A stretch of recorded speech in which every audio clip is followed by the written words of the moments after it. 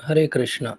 तो आप सभी का हार्दिक स्वागत है। आज के सत्र में हम अपने 8वें स्कंद की कथा को आगे बढ़ाएंगे और आज हम समझेंगे कि कैसे भगवान का एक बहुत सुंदर रूप है वामन, और कैसे भगवान उस वामन रूप में अवतरित होते हैं, उसके पीछे की कथा क्या है। तो आप सब ने जिन्होंने भी हमारे साथ पिछला सत्र अटेंड किया है तो उनको याद होगा कि भगवान ने पिछली बार समुद्र मंथन की लीला की थी, और समुद्र मंथन की लीला में अमृत निकला था, और अमृत उन्होंने, जैसी भगवान की पहले से ही योजना थी, देवताओं के मध्य में उसको वितरित कर दिया। और जो दानव थे वो उस अमृत से वंचित रह गए। क्योंकि दानव अमृत से वंचित रह गए, इसलिए जब देव असुर संग्राम हुआ तो उसमें जो दानव थे वो हार गए, असुर हार गए और देवताओं को वापस अपना राज्य मिल गया। लेकिन जो राक्षस हारे थे और जिनका वध हुआ था, उनको बाद में जो शुक्राचार्य उनके गुरु हैं, उनको एक विशेष विद्या आती है, उससे उन्होंने उन सबको पुनर्जीवित कर दिया। और जब पुनर्जीवित हो गए तो अब वो क्या करेंगे, अब वो फिर से प्रयास करेंगे कि फिर से हम जो है वो किसी तरीके से अपना कब्जा वापस जमाएं। और उस कब्जा को जमाने के लिए वो अपने सारे प्रयास अपने गुरु के माध्यम से करते हैं। तो वो क्या करते हैं, अपने गुरु की बहुत अच्छे से सेवा करते हैं। और जब उनके गुरु उनकी सेवा से प्रसन्न हो जाते हैं, अर्थात शुक्राचार्य असुरों की सेवा से प्रसन्न हो जाते हैं, तो एक विशेष प्रकार का यज्ञ करते हैं।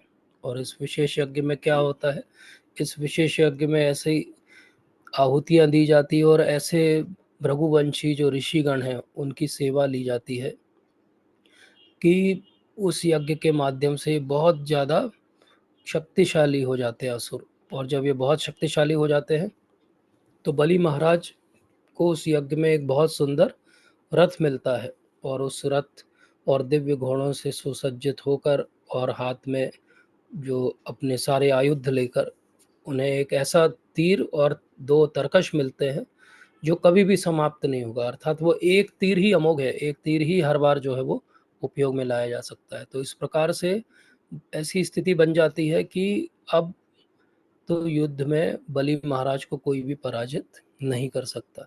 अब क्योंकि युद्ध में बलि महाराज नहीं पराजित हो सकते हैं तो क्या होगा, वो स्वर्ग की तरफ कूच कर देते हैं और स्वर्ग की तरफ आगे बढ़ते जाते हैं।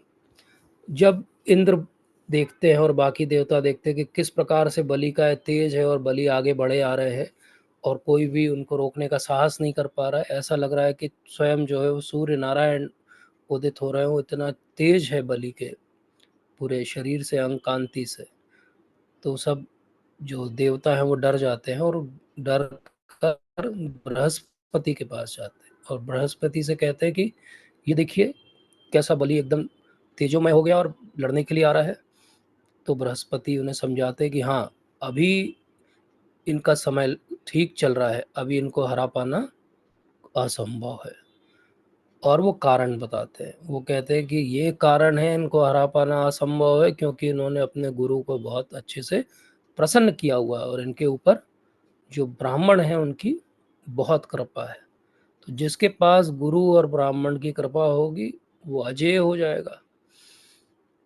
तो देवता बातचीत में ऐसा हिंट करते हैं कि ब्राह्मण तो आप भी हो बृहस्पति, तो आप भी ऐसा हमारे ऊपर प्रसन्न हो जाओ कि हम भी बलि और असुरों की तरह जो है वो अजय हो जाए।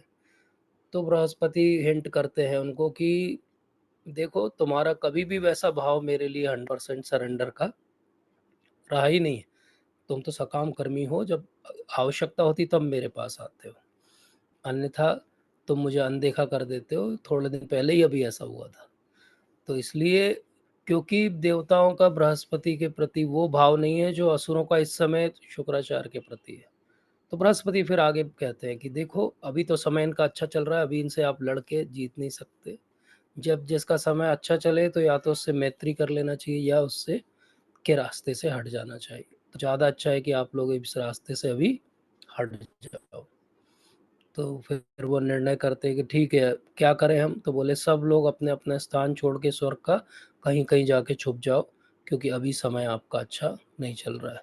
लेकिन जैसे समय आज उनका अच्छा है और आपका नहीं है, समय फिर पलटी खाएगा। एक समय आएगा जब आपका समय जो है वो अच्छा चलेगा। बोले ऐसा समय कब आएगा? वो पूछते हैं बृहस्पति से। तो बृहस्पति कहते हैं ऐसा समय तब आएगा जब किसी प्रकार से बलि महाराज के हाथों जो है वो अपने गुरु महाराज के प्रति कोई अवज्ञा हो जाएगी और वो कुपित हो जाएंगे। बोले जैसे उनके गुरु महाराज उनसे क्रोधित हो जाएंगे और ब्राह्मण उनसे अगर क्रोधित हो जाएंगे, तो जरूर ऐसा समय आ जाएगा जब आप जीत सकते हो उनसे।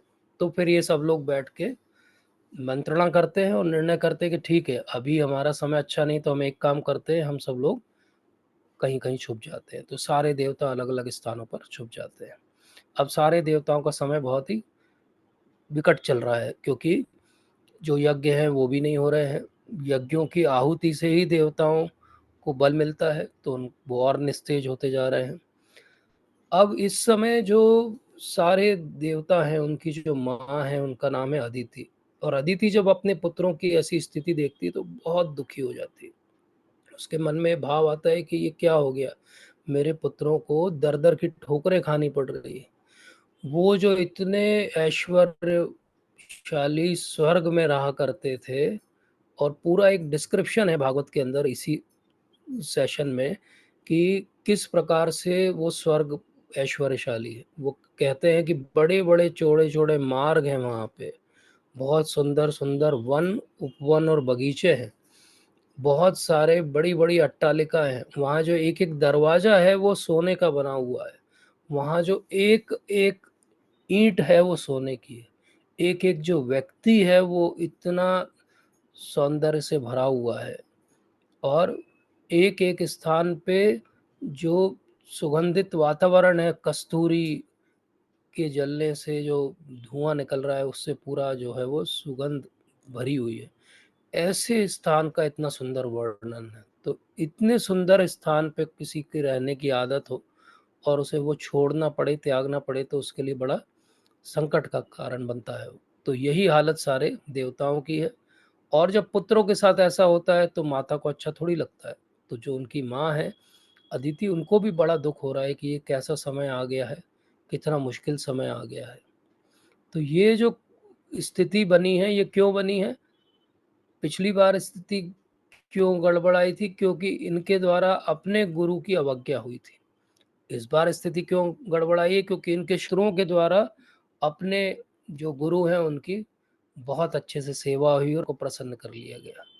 तो इसलिए बृहस्पति ने इन्हें हिंट किया था कि देखो, ये जो तेज दिख रहा है, ये जो शक्ति दिख रही है, ये इनकी नहीं है। ये देवताओं की जैसी शक्ति इनके पास कभी नहीं आ सकती है। इनकी शक्ति कहाँ से आई है? ब्राह्मणों से आई है। वो जो भृगुवंशियों को इन्होंने प्रसन्न कर लिया है, उन्होंने अपने सारे तेज का दान जो है वो असुरों को दे दिया। तो टेक्निकली असुर इंद्र बनने के अधिकारी नहीं है। इंद्र बनने का अधिकारी कौन है? जिसने 100 अश्वमेध यज्ञ किया। और बलि महाराज ने 100 अश्वमेध यज्ञ नहीं किए। तो उन्होंने क्या किया है? एक्चुअली आके धावा बोल दिया है और स्वर्ग पे कब्जा कर लिया है। ऐसा सोचे कि एनक्रोचमेंट कर लिया है।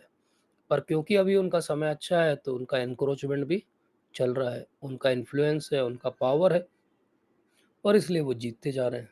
इनफैक्ट बिना लड़ाई के ही जीत गए, क्योंकि उनको तो स्वर्ग जब पहुंचे तो खाली मिला है स्वर्ग। तो बढ़िया वहाँ पे वो एंजॉयमेंट कर रहे हैं, लेकिन इनका एंजॉयमेंट बढ़ता जा रहा है, देवता जो है बल में कम होते जा रहे हैं, और उनकी जो माँ है वो बहुत दुखी होती जा रही है कि ये मेरे पुत्रों के साथ क्या हो गया। अब आप बहुत ध्यान से इस बात को समझिए कि जो देवता हैं और जो असुर हैं, दोनों के पिता एक ही हैं, लेकिन माताएं अलग अलग। एक दीति के गर्भ से आए हैं असुर, और अदिति के गर्भ से आए हैं सारे देवता। इसलिए अदिति का लगाव अपने पुत्रों की तरफ ज़्यादा है। तो बहुत दुखी हो जाती हैं, बहुत समय तक सोचती रहती है कि क्या किया जा सकता है, कैसे हम इस स्थिति को सुधार सकते हैं, लेकिन कोई भी उन्हें उत्तर समझ में नहीं आता है। उनके जो पति हैं कश्यप मुनि, वो बहुत गहरी समाधि में बहुत समय से बैठे हुए हैं, इसलिए अभी उनको जगाया नहीं जा सकता। लेकिन एक बार एक समय ऐसा आता है कि वो अपनी समाधि से बाहर आते हैं और वो अदिति के कक्ष में, कुटिया में पहुंचते हैं जहाँ वो भजन करती हैं। और उनसे पूछते हैं कि तुम इतनी दुखी क्यों दिख रही हो प्रिय, क्या हो गया, तुम इतनी परेशान क्यों हो? परेशानी के तो बहुत सारे कारण हैं। तो उनके पति पहले पूछते हैं कि क्या कारण हो सकते हैं, कहीं ऐसा तो नहीं हुआ कि तुमने अपना कोई गृहस्थ धर्म का पालन न किया हो, कहीं ऐसा तो नहीं हुआ कि कोई आने वाला अतिथि है उसकी बहुत अच्छे से तुमने सेवा न की हो, कहीं ऐसा तो नहीं हुआ कि किसी गुरु की आज्ञा का पालन नहीं हुआ हो। इस तरह से वो कई सारे प्रश्न पूछते हैं अपनी पत्नी से जो कारण हो सकते हैं किसी के दुखी होने के। और अगर आप वो सेक्शन पढ़ेंगे भागवत में तो आपको रियलाइज़ होगा कि हम तो कभी सोचते ही नहीं हैं कि इन बातों पे भी दुखी होना चाहिए क्या? या हम कभी ये समझते भी नहीं हैं कि इन बातों का भी इम्पोर्टेंस है गृहस्थ जीवन में। लेकिन ये गृहस्थ जीवन में बातें इम्पोर्टेंट हैं ऐसा हमें उनके मुख से सुनने को मिलता है। अब इसके बाद क्या होता है, अंत में फिर वो पूछते क्या हुआ, आपके जो बालक हैं, आपके जो पुत्र हैं, उनके कोई परेशानी है क्या? तब वो कहती है, वैसे तो कश्यप को पहले ही सब कुछ पता है, वो त्रिकालज्ञ है, लेकिन फिर भी वो अपनी बात रखती है उनके सामने बड़ी विनम्रता से कि ये जो असुर है इन्होंने सबको धक्के मार के स्वर्ग से बाहर निकाल दिया है, बलि जो है वो इंद्र बन गया है, अब बहुत बड़ा यज्ञ कर रहा है, वो एक के बाद एक अश्वमेध यज्ञ कर रहा है। बोले मेरे पुत्रों का क्या होगा अब? तो जो उनके पति हैं वो उनके पति भी हैं और उनके गुरु भी हैं। तो वो एक गुरु की शैली में उनको समझाते हैं कि अगर आपकी कोई भी इच्छा है तो उसकी इच्छा की पूर्ति किससे मांगनी चाहिए, किससे करनी चाहिए? बोले भगवान स्वयं, भगवान कृष्ण से करनी चाहिए, किसी और से हमारी इच्छा की पूर्ति की उम्मीद हमको नहीं करनी चाहिए। अर्थात हमारी इच्छा की पूर्ति कहाँ से होगी? बोले हमारी इच्छा की पूर्ति स्वयं भगवान ही कर सकते हैं और कोई नहीं। और भगवान को प्रसन्न करने का एक वो व्रत उन्हें बताते हैं, जिसका नाम वो कहते हैं कि ये एक पयो व्रत है। पयो का अर्थ होता है दूध या दुग्ध। और उसके वो बहुत सारे नियम बताते हैं कि किस प्रकार से केवल 12 दिन तक आप दूध का सेवन करो और जो भी आप बनाओ भोग भगवान को अर्पित करो और ब्राह्मणों को उसको भोजन कराओ। इस प्रकार से उन सबको प्रसन्न करो, भगवान के एक श्री विग्रह को स्थापित करो, उनकी पूजा करो और कुछ मंत्र बताते हैं, ओम नमो भगवते वासुदेवाय, और भी कुछ मंत्र बताते हैं और कहते हैं कि ये सब करो। इसको कहते हैं पयोव्रत। बोले इसको 12 दिन तक करो और 12 दिन तक अगर तुम अच्छे से करोगी तो निश्चित ही भगवान हरि स्वयं ही आपको दर्शन भी देंगे और आपकी इस समस्या का समाधान भी करें। तो अदिति जो है वो बिल्कुल एक निष्ठावान शिष्या की तरह अपनी गुरु की आज्ञा को सिर पे धारण कर लेती है और वो ये पयोव्रत का कठिन व्रत जो है वो आरंभ कर देती है। अभी 12 दिन की बात है। प्रभुपाद तात्पर्य में एक जगह लिखते हैं कि ये जो कुछ बताया गया पयोव्रत में हजारों लाखों साल पहले जो अदिति को बताया गया, बोले जो हम इस्कॉन के मंदिरों में रोज कर रहे हैं और केवल 12 दिन नहीं कर रहे हैं, जीवन भर कर रहे हैं। तो प्रभुपाद कहते हैं कि जो चीज़ हम जीवन भर करेंगे तो क्या हमको उसका लाभ नहीं मिलेगा? क्या ऐसा नहीं होगा कि वो वस्तु जो है वो जो 12 दिन में इतना लाभ अदिति को देगी, क्या वो भक्तों को नहीं देगी? तो इस प्रकार से प्रभुपाद एक प्रश्न पूछते हैं, जब हम कर रहे हैं तो इतनी निष्ठा से करें जैसे कि अदिति ने किया था। तो उनको 12 दिन में ये व्रत करने से क्या होता है, केवल 12 दिन में जो है भगवान के दर्शन हो जाते हैं और भगवान उनके सम्मुख आते हैं। बहुत सुंदर उनका स्वरूप है, पीताम्बरी उन्होंने धारण की हुई है, कौस्तुभ मणि है, मणि है, और इतने सुंदर स्वरूप को देखकर वो समझ जाती कि ये तो स्वयं भगवान जो है उन्होंने दर्शन दे दिया। अब भगवान तो सब कुछ जानते हैं तो अदिति उनकी स्तुति करती हैं। वो कहती है कि आप तो सब कुछ जानते हैं, आप मेरी व्यथा भी जानते हैं। भगवान डायरेक्टली उस बात का आंसर नहीं देते हैं। भगवान कहते हैं कि मैं आपके पुत्र के रूप में जो है वो अवतरित होऊंगा। ये कह के भगवान अंतर ध्यान हो जाते हैं। भगवान इतना बस कहते हैं कि मैं आपके पुत्र के रूप में आऊँगा, आप चिंता मत करिए और ये बात अभी आप किसी को मत बताइए। लेकिन कश्यप मुनि क्योंकि त्रिकालज्ञ हैं तो उन्हें तो पता है कि क्या होने वाला है। अंत में जो है वो समय भी आ जाता है कि भगवान का जो है आविर्भाव होना है और वो जो आविर्भाव होना है उस तिथि को कहते हैं,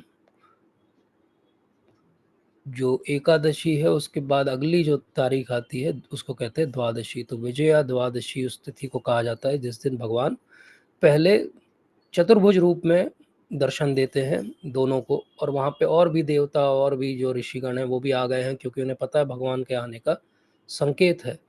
ऊपर से देवता इतने पुष्पों की बारिश करते हैं कि उनका पूरा जो स्थान है वो पुष्पों से ढक जाता है। जैसे हम कभी-कभी पुष्प अभिषेक करते हैं भगवान का, तो इतने पुष्प भगवान को अर्पित करते हैं कि भगवान के पूरे शिव विग्रह ही पुष्पों से ढक जाते हैं। तो ऐसे पूरा ढक जाता है, और सब भगवान का बहुत सुंदर स्वरूप देख के बहुत जो है वो प्रसन्न है। लेकिन अभी भगवान चतुर्भुज रूप में आए, जैसे वो देवकी वसुदेव के सामने भी चतुर्भुज रूप में आए थे। तो ये जो अदिति है, कश्यप है, चाहे वो प्रश्निगर्भा और सुतपा हों, ये सेम ही लीनिएज है जिसमें भगवान ने प्रॉमिस किया था कि मैं आऊँगा। लेकिन उस समय सबको दर्शन देने के बाद चतुर्भुज रूप में उसी क्षण भगवान जो एक बटु का वेश धारण कर लेते हैं, एक बटुक का वेश धारण कर लेते हैं, या एक वामन वेश धारण कर लेते हैं। तो वामन का अर्थ क्या होता है? वामन का अर्थ होता है कि जो छोटा हो। टेक्निकली वामन का अर्थ होता है 54 इंच का जो हो, मतलब 4 फीट 4 इंच के लगभग जिसकी हाइट हो, उसको कहा जाता है वामन या बटुक। तो भगवान बटुक का वेश धारण कर लेते हैं। उसी समय भगवान के बहुत सारे संस्कार किए जाते हैं, जैसे किसी भी बालक के संस्कार होना चाहिए वैदिक रीति से। और वैसे यज्ञोपवीत संस्कार जो है बाद में किया जाता है, करीब 11-12 साल की उम्र पे किया जाता है। लेकिन भगवान का यज्ञोपवीत संस्कार भी उसी समय हो जाता है। और वहाँ पे जो देवता हैं वो सब भी एक एक भेंट जो है वो भगवान को अर्पित करते हैं। तो इस प्रकार से उनको गायत्री मंत्र भी मिल जाता है सूर्यदेव से। भगवान तो सब कुछ जानते हैं, सर्व कारण कारणम है, लेकिन फिर भी वो एक लीला कर रहे हैं, तो उस लीला में सब कोई कुछ कुछ गिफ्ट उनको देते हैं। तो उनको एक छत्र मिल जाता है, उनको एक कमंडल मिल जाता है, और इस तरीके से वो पूरा एक वेश जो हम पिक्चर देखते हैं भगवान की, वो सुंदर वेश भगवान धारण कर लेते हैं। और ये बटुक वेश के रूप में सब कोई उनकी स्तुति कर रहे हैं कि ये वामन के रूप में भगवान ने अवतार ले लिया है। तो वामन देव की जय। इतना सुंदर वामन का रूप है, इतना सुंदर अट्रैक्टिव है वो, कि जो उनको देख रहा है बिल्कुल आकर्षित हो जाता है, और एकदम ऐसे ऐसा आकर्षित हो जाता है कि उसे लगता है कि बस इससे सुंदर जो है वो, इससे सुंदर छोटा ब्राह्मण बालक हमने अपने जीवन में आज तक नहीं देखा। लोगों की आंखें वहां से हटती नहीं है। और फिर वो जब भी यज्ञोपवीत संस्कार होता है तो अंत में क्या करना पड़ता है? भिक्षा मांगनी पड़ती है। तो भिक्षा मांगने के लिए जाते हैं, तो पार्वती जी जो है वो उनको पहली भिक्षा देती है। तो इस प्रकार से भगवान अपनी लीला में सबको इन्वॉल्व कर लेते हैं। और उसके बाद में वो कहते हैं कि मैं तो बटुक हूँ, मैं तो ब्राह्मण वेश में हूँ, ब्राह्मण का काम है भिक्षा मांगना, और मेरा तो अब यज्ञोपवीत भी हो गया है, तो मैं भिक्षा मांगने जाऊँगा। तो कोई उन्हें इन्फॉर्म करता है कि भिक्षा मांगना है आपको, तो एक बहुत बड़ा यज्ञ किया जा रहा है बलि महाराज के द्वारा, आप क्यों नहीं वहाँ जाके जो है भिक्षा मांगते हो? तो वो कहते हैं कि अच्छा, ये तो बड़ा अच्छा आइडिया है, वहीं जाके मैं भिक्षा मांगता हूँ। बोले उसके लिए क्या करना पड़ेगा? किसके पास मुझे जाना पड़ेगा? वो कैसे वो भिक्षा मिलेगी? तो बोले कुछ नहीं करना है, एक बहुत बड़ा यज्ञ किया जा रहा है, और उसके यजमान जो है बलि हैं, और वो करवा रहे हैं खुद शुक्राचार्य। तो आप वहाँ पर जाइए और वहाँ पर भिक्षा मांगिए। तो भगवान कहते हैं अच्छा, अब मैं वहीं पर जाके भिक्षा जो है वो मांगने का प्रयास करता हूँ। अब इसके बाद क्या होता है, ये हम अगले सत्र में देखेंगे कि कैसे भगवान वहाँ पहुँचते हैं, कैसे वो भिक्षा मांगते हैं, क्या उन्हें भिक्षा में मिलता है। हो सकता है कि हम में से सबको ये कथा पता है, और हमको पता है कि भगवान भिक्षा में क्या मांगेंगे और उन्हें क्या मिलेगा।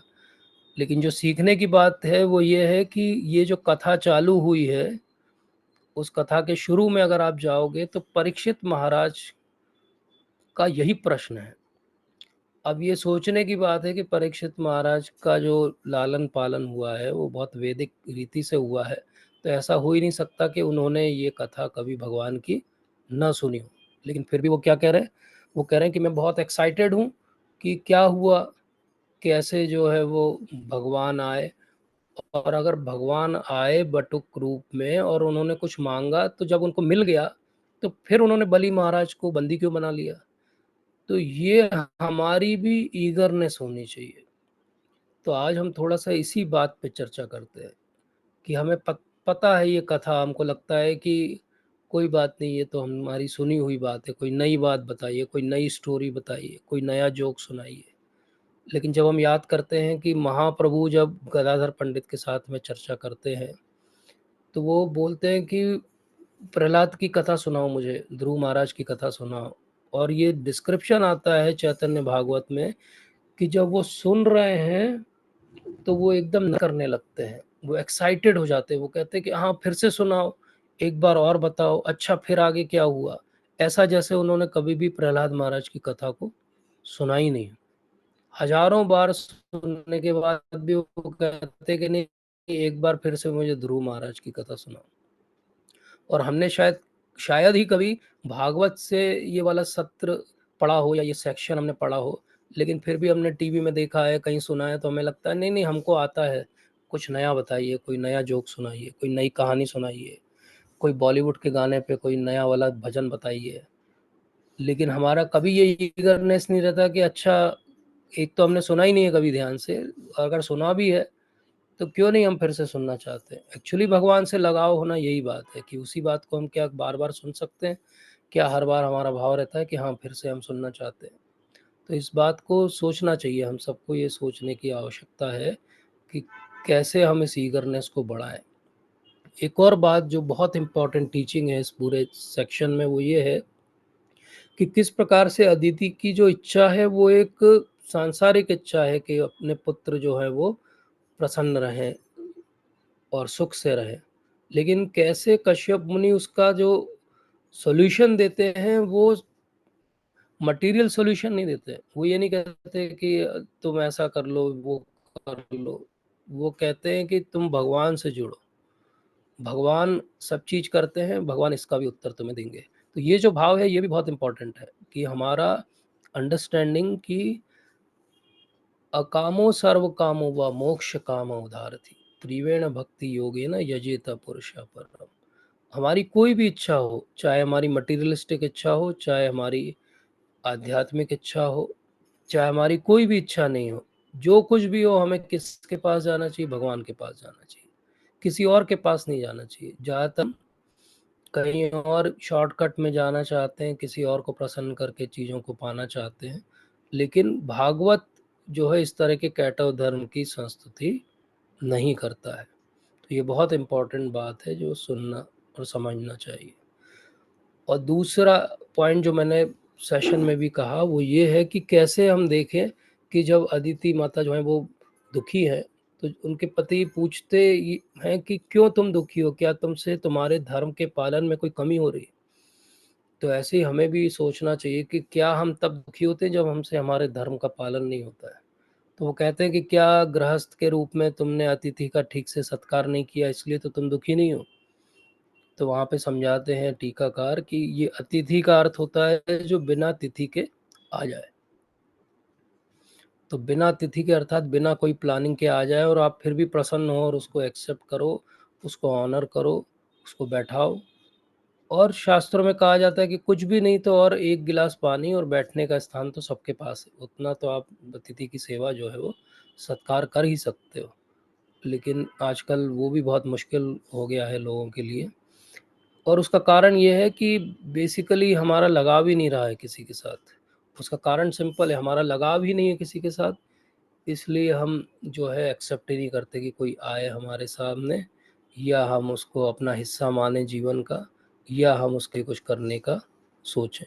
तो इसलिए बहुत इम्पोर्टेंट है कि एक गृहस्थ के क्या-क्या जो है कर्तव्य होते हैं वो भी हम इस सेशन से, इस पार्ट से सीख सकते हैं।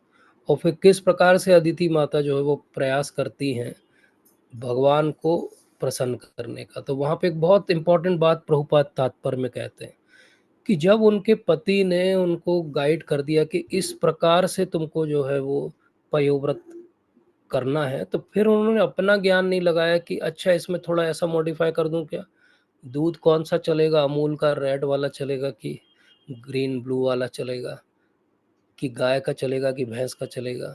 पॉइंट ये कि जो उन्होंने बोला उन्होंने उसको वैसा अक्षरशः पालन किया। तो उन्होंने अपने पति को क्या समझ लिया, अपना गुरु समझ लिया। और वो कहती हैं वहाँ पे, उनको संबोधित करती हैं गुरु के रूप में।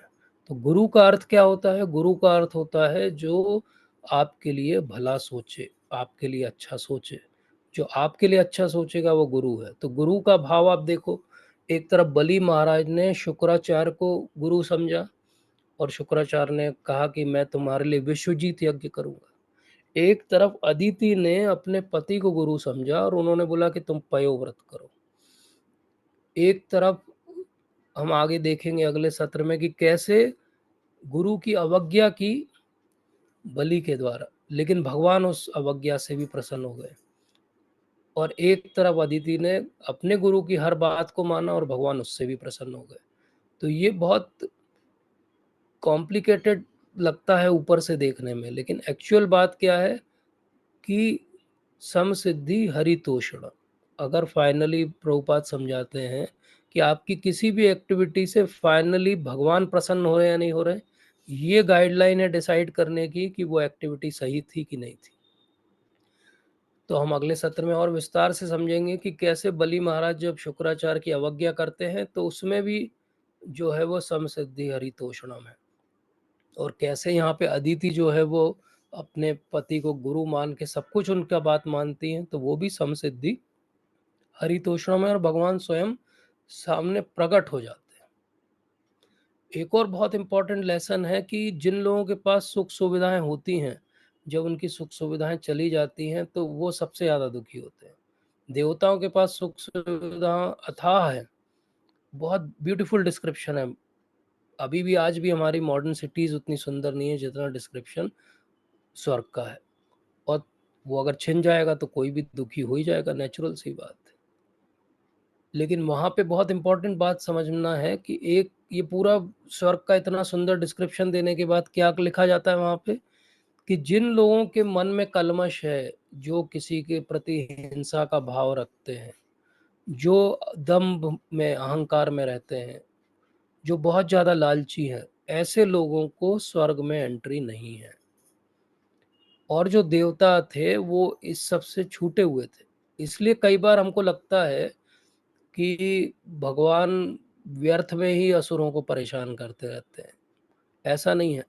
उनके जो भाव हैं असुरों के वो असुरी हैं। जो भगवान के सुर में सुर मिलाता है वो सुर है या देवता है। जो भगवान के सुर से अलग अपना सुर चलाता है वो असुर है। तो अब हमको अपने अंदर झाँक के देखना है कि हमारे अंदर टेंडेंसी कौन-सी है, सुर वाली टेंडेंसी है कि असुर वाली टेंडेंसी है। तो इसलिए बलि महाराज को हम देख के बहुत इन्फ्लुएंस हो जाते हैं, हाँ, इतना पावरफुल व्यक्ति है। लेकिन उनके जो फॉलोवर्स हैं वो कैसे हैं? इसलिए हम किसी भी ऑर्गेनाइज़ेशन में कहीं भी जाएँ तो हो सकता है जो सामने पिक्चर हो, जो लीडर हो, वो बहुत अच्छा बात करता हो, कैरिज़मेटिक हो। लेकिन किसी भी ऑर्गेनाइज़ेशन को अगर सही में समझना है तो उसके फॉलोवर्स को देखना चाहिए। इसी तरह बलि महाराज महाभागवत हैं, लेकिन बलि महाराज के जो फॉलोवर्स हैं, उनमें से बहुत सारों के अंदर भागवत गुण नहीं है और इसलिए वो स्वर्ग में रहने के अधिकारी नहीं है।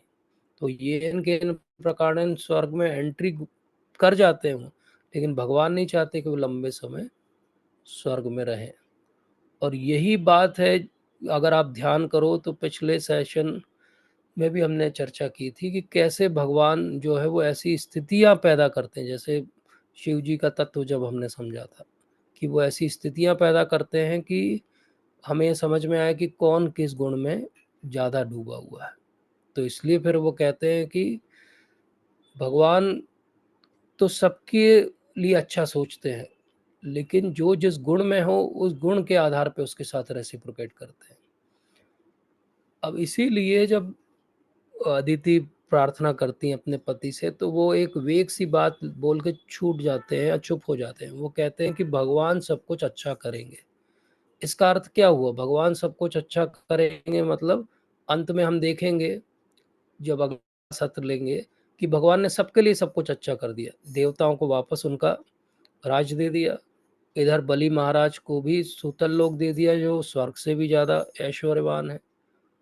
तो इस तरीके से भगवान ने दोनों को प्रसन्न कर दिया। देवता भी प्रसन्न हो गए, उनको अपना राज्य मिल गया असुरों को भी बड़ा अच्छा राज्य मिल गया, भगवान स्वयं जो है द्वारपाल बन गए। इस प्रकार से भगवान जब भी आते हैं तो वो सबको प्रसन्न कर देते हैं। ये बहुत इंपॉर्टेंट बात है, भगवान कभी भी किसी को डिससैटिस्फाइड नहीं छोड़ते क्योंकि वो भगवान है। इसलिए हम देखें कि ये जो 12 दिन की बात है ये भी बहुत टेक्निकल बात है, इसको भी समझना चाहिए। 12 दिन क्यों बोला गया पयोव्रत करने के लिए? क्योंकि 12 की जो संख्या है वो बहुत महत्वपूर्ण है, वो बहुत ही महत्वपूर्ण है। और ऐसा बहुत सारे शास्त्रों में लिखा गया कि हर 12 साल में आपकी लाइफ में एक मेजर जो है वो चेंज आता है, मटेरियल लाइफ में भी और स्पिरिचुअल लाइफ में भी। तो जिसकी भी दीक्षा हुए 12 साल हो जाए, जिसको नाम जप करते हुए 12 साल हो जाए, उसको अनुभव होगा। ये बहुत सिंपल सी बात है, अगर उसने 12 साल अच्छे से किया है तो उसको अनुभव अवश्य ही होगा। 12 साल का जो पॉइंट है, 12 साल हो या 12 दिन हो, 12 घंटे हो, हर 12 का बहुत बड़ा महत्व है हमारे जीवन में। हर 12 साल में एक मेजर चेंज, चाहे आपके कैरियर में हो, आपकी अंडरस्टैंडिंग में हो, जीवन में हो, हर चीज़ में 12 साल में एक मेजर चेंज आता है। इसको हमेशा ध्यान में रखना चाहिए, इसलिए वो 12 की संख्या जो है वो इम्पॉर्टेंट है। ऐसा कहा जाता है शास्त्रों में कि 12 साल का अर्थ होता है एक युग मनुष्यों के लिए। तो इसीलिए हम देखें कि चैतन्य महाप्रभु गंभीरा में 12 साल तक रहे, और फिर वो क्या कहते हैं, युगायितम निमेषेण चक्षुषा प्रावशायतम। तो वो पूरा युग जैसा लगता है उनको, वो 12 साल पूरा एक युग बीत गया है। महाप्रभु जो है वो गंभीरा में है और राधा रानी के भाव में जो है भगवान कृष्ण का विरह का अनुभव कर रहे हैं। तो ये भी 12 साल है। तो इसलिए 12 साल का जो पॉइंट है वो बहुत इम्पॉर्टेंट है हमारे लिए। 12 साल के आधार पे हम बहुत कुछ अपने जीवन में सोच सकते हैं। किसी भी बात, वस्तु, स्थान में आपको 12 साल हो गए तो आपको बैठ के सोचना चाहिए कि क्या मैंने खोया, क्या मैंने पाया, और अगले 12 साल में क्या करने वाला हूँ। तो इसलिए भगवान जब अपीयर होते हैं तो सब कुछ जो है वो ब्यूटीफुल हो जाता है, सब कुछ जो है इतना सुंदर हो जाता है। भगवान का आना ही अपने आप में, सारे नक्षत्र अपने आप अलाइन हो जाते हैं, सारी नदियाँ स्वच्छ हो जाती हैं, सारे वृक्षों के ऊपर फूल आ जाते हैं। तो जिस प्रकार से डिस्क्रिप्शन हम पढ़ते हैं हर बार जब भगवान आते हैं किसी भी अवतार में, तो ये डिस्क्रिप्शन साथ साथ में आता है। पूरी प्रकृति जो है उस पुरुष को रिझाने के लिए तैयार हो जाती है। इसी प्रकार से हमारे जीवन में भी जब भगवान आते हैं तो हमारे जीवन में भी ये सद जो है गुण आने चाहिए। कोई कहे कि मैंने भगवान के दर्शन कर लिए, कोई कहे कि मुझे तो बहुत कुछ मिल गया जीवन में, लेकिन अगर आपके जीवन में भगवान के दर्शन हुए तो आपके अपने आप सद्गुण जो है वो पुष्पित हो जाना चाहिए। अपने आप जो है वो विनम्र हो जाने चाहिए। अगर कोई विनम्र नहीं है और कहे कि मैंने भगवान के दर्शन कर लिए, तो वो केवल मन की भ्रम है, क्योंकि भगवान तभी और उसी हृदय में आते हैं जो विनम्र हो। जैसे भगवान जब आते हैं तो सारी प्रकृति सुंदर हो जाती है, ऐसे ही भगवान जिसके जीवन में सच में आ जाते हैं, उसकी सोच, उसकी वेशभूषा, उसका चाल चलन सब कुछ बदल जाता है। अगर वो नहीं बदल रहा है, अगर हमारी सोच नहीं बदल रही है, अगर हम वैसे ही वही हैं जैसे हम 12 साल पहले थे, तो अभी भगवान को आने में शायद और 12 साल है। तो ये बात हमें समझना चाहिए, और इसीलिए बहुत इम्पोर्टेंट है कि हमारे हृदय में कब भगवान आएंगे इसको समझना। तो कहा जाता है कि जैसे भगवान को कैसा हृदय भाता है, जैसे भगवान जब बाल लीला करते हैं कृष्ण के रूप में तो वो माखन चुराते हैं। वो माखन बड़ा सॉफ्ट रहता है, वाइट रहता है बिल्कुल एकदम। ऐसे ही जब हमारा हृदय बिल्कुल सॉफ्ट हो जाता है और उज्जवल हो जाता है, कोई भी अवगुण उसमें नहीं रहते हैं, तो भगवान आके हमारे हृदय को, उस मक्खन रूपी हृदय को चोरी कर लेते हैं।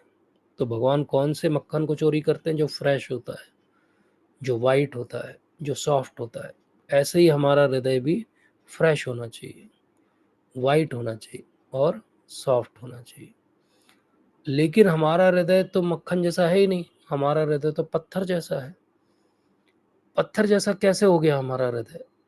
तो उसको कहा जाता है, जीव गोस्वामी ने हमें समझाया कि जब कोई व्यक्ति 100 वैष्णव अपराध करता है तो उसका जाप जप करने में मन नहीं लगता है।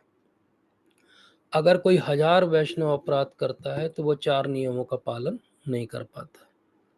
और अगर कोई 10,000 वैष्णव अपराध करता है तो वो माला झोली को हाथ में ही नहीं पकड़ सकता।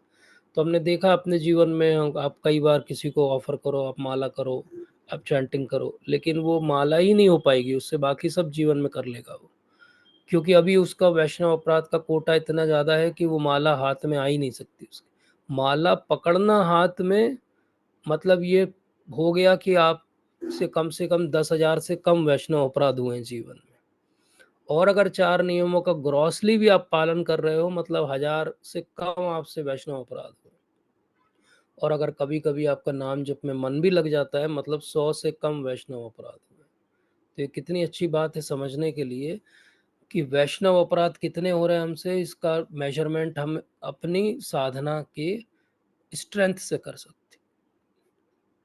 और साधना की स्ट्रेंथ केवल ये नहीं है कि हम एक जगह बैठ के 64 माला कर लें या 128 माला कर लें। साधना की स्ट्रेंथ है कि हमारा हृदय जो पत्थर जैसा है, क्या वो कहीं से कोमल हो रहा है? क्या हमारी ये इच्छा जागृत हो रही है कि हम सबके लिए क्या अच्छा कर सकते हैं? जैसे वो कहते हैं कि गृहस्थों का जीवन कैसा होना चाहिए? गृहस्थों का जीवन ऐसा होना चाहिए कि सबके लिए वो सोचें। शास्त्रों में ऐसा वर्णन आता है कि गृहस्थ व्यक्ति भोजन लेने के पहले अपने कुटिया से बाहर आता है, दोनों तरफ ज़ोर से आवाज़ लगाता है कि कोई भूखा तो नहीं है। और एक जानवर भी अगर भूखा रहता है तो वो पहले उसको भोजन देता है और फिर स्वयं भोजन ग्रहण करता है। अगर कोई उसके दरवाजे पे भिक्षा मांगने के लिए आ जाता है तो वो पहले उसको भिक्षा देता है और फिर स्वयं के बारे में सोचता है। तो ये भाव है क्या हमारा कि हम पूरे समाज की सहायता करना चाहते हैं? नहीं तो कहा गया कि ऐसा घर जिसमें सो कॉल्ड गृहस्थ या गृहमेधी लोग रहते हैं, लेकिन वहाँ पे ना किसी को दान दिया जाता है, ना भगवत चर्चा की जाती है। वो कैसे हैं? वो ऐसे हैं जैसे सियार का रहने का मांद। सियार क्या करता है? मिट्टी खोद-खोद के एक गड्ढा बना लेता है गहरा और उसमें छुप के रहता है वो। तो वो कहते हैं कि जैसे सियार उसमें छुप के रहता है, उस गड्ढे में सियार ही रह सकता है। वो गड्ढा इतना बड़ा नहीं रहता कि कोई मनुष्य रह पाए। तो आप जंगल में जाओगे तो आपको छोटे-छोटे गड्ढे दिखते हैं कुछ, वो साँप के रहते हैं जिसमें, या चूहों के रहते हैं जिसमें साँप रहने लगते हैं। जो बड़े गड्ढे दिखते हैं आपको प्रभुपाद समझाते हैं वो कौन से हैं? बोले उसके अंदर ये जो है वो सियार, लोमड़ी, जैकाल ये सब रहते हैं। बोले वहाँ पे कोई आदमी नहीं रह सकता। बोले जिन घरों में भगवत चर्चा नहीं होती है और भक्तों का सम्मान नहीं होता है, वो घर वैसे ही हैं जैसे किसी सियार का एक बड़ा-सा बिल, जिसका कोई भी और उपयोग नहीं हो सकता है। तो इसलिए भगवान की भक्ति कैसी है? अमोघा है भक्ति, भगवान की अमोघा है, लेकिन हमारा भाव भगवान के लिए क्या है ये हमको समझना चाहिए। क्योंकि अंत में क्या होना चाहिए, ये सब सारे सत्रों का, सारी भागवत पढ़ने का सार क्या है?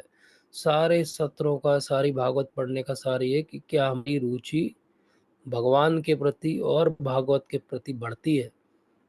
क्या हमें ये इच्छा होती है कि नहीं और हम वामन देव की कथा के बारे में जानें? क्या हमारी ये इच्छा होती है कि 100वीं बार भी अपने जीवन में जब हम वामन देव की कथा सुनेंगे भागवत से, तो हम बोलेंगे हाँ, हाँ, फिर से बताइए, फिर से एक बार बताइए। ये भाव हमें अपने अंदर जागृत करना है।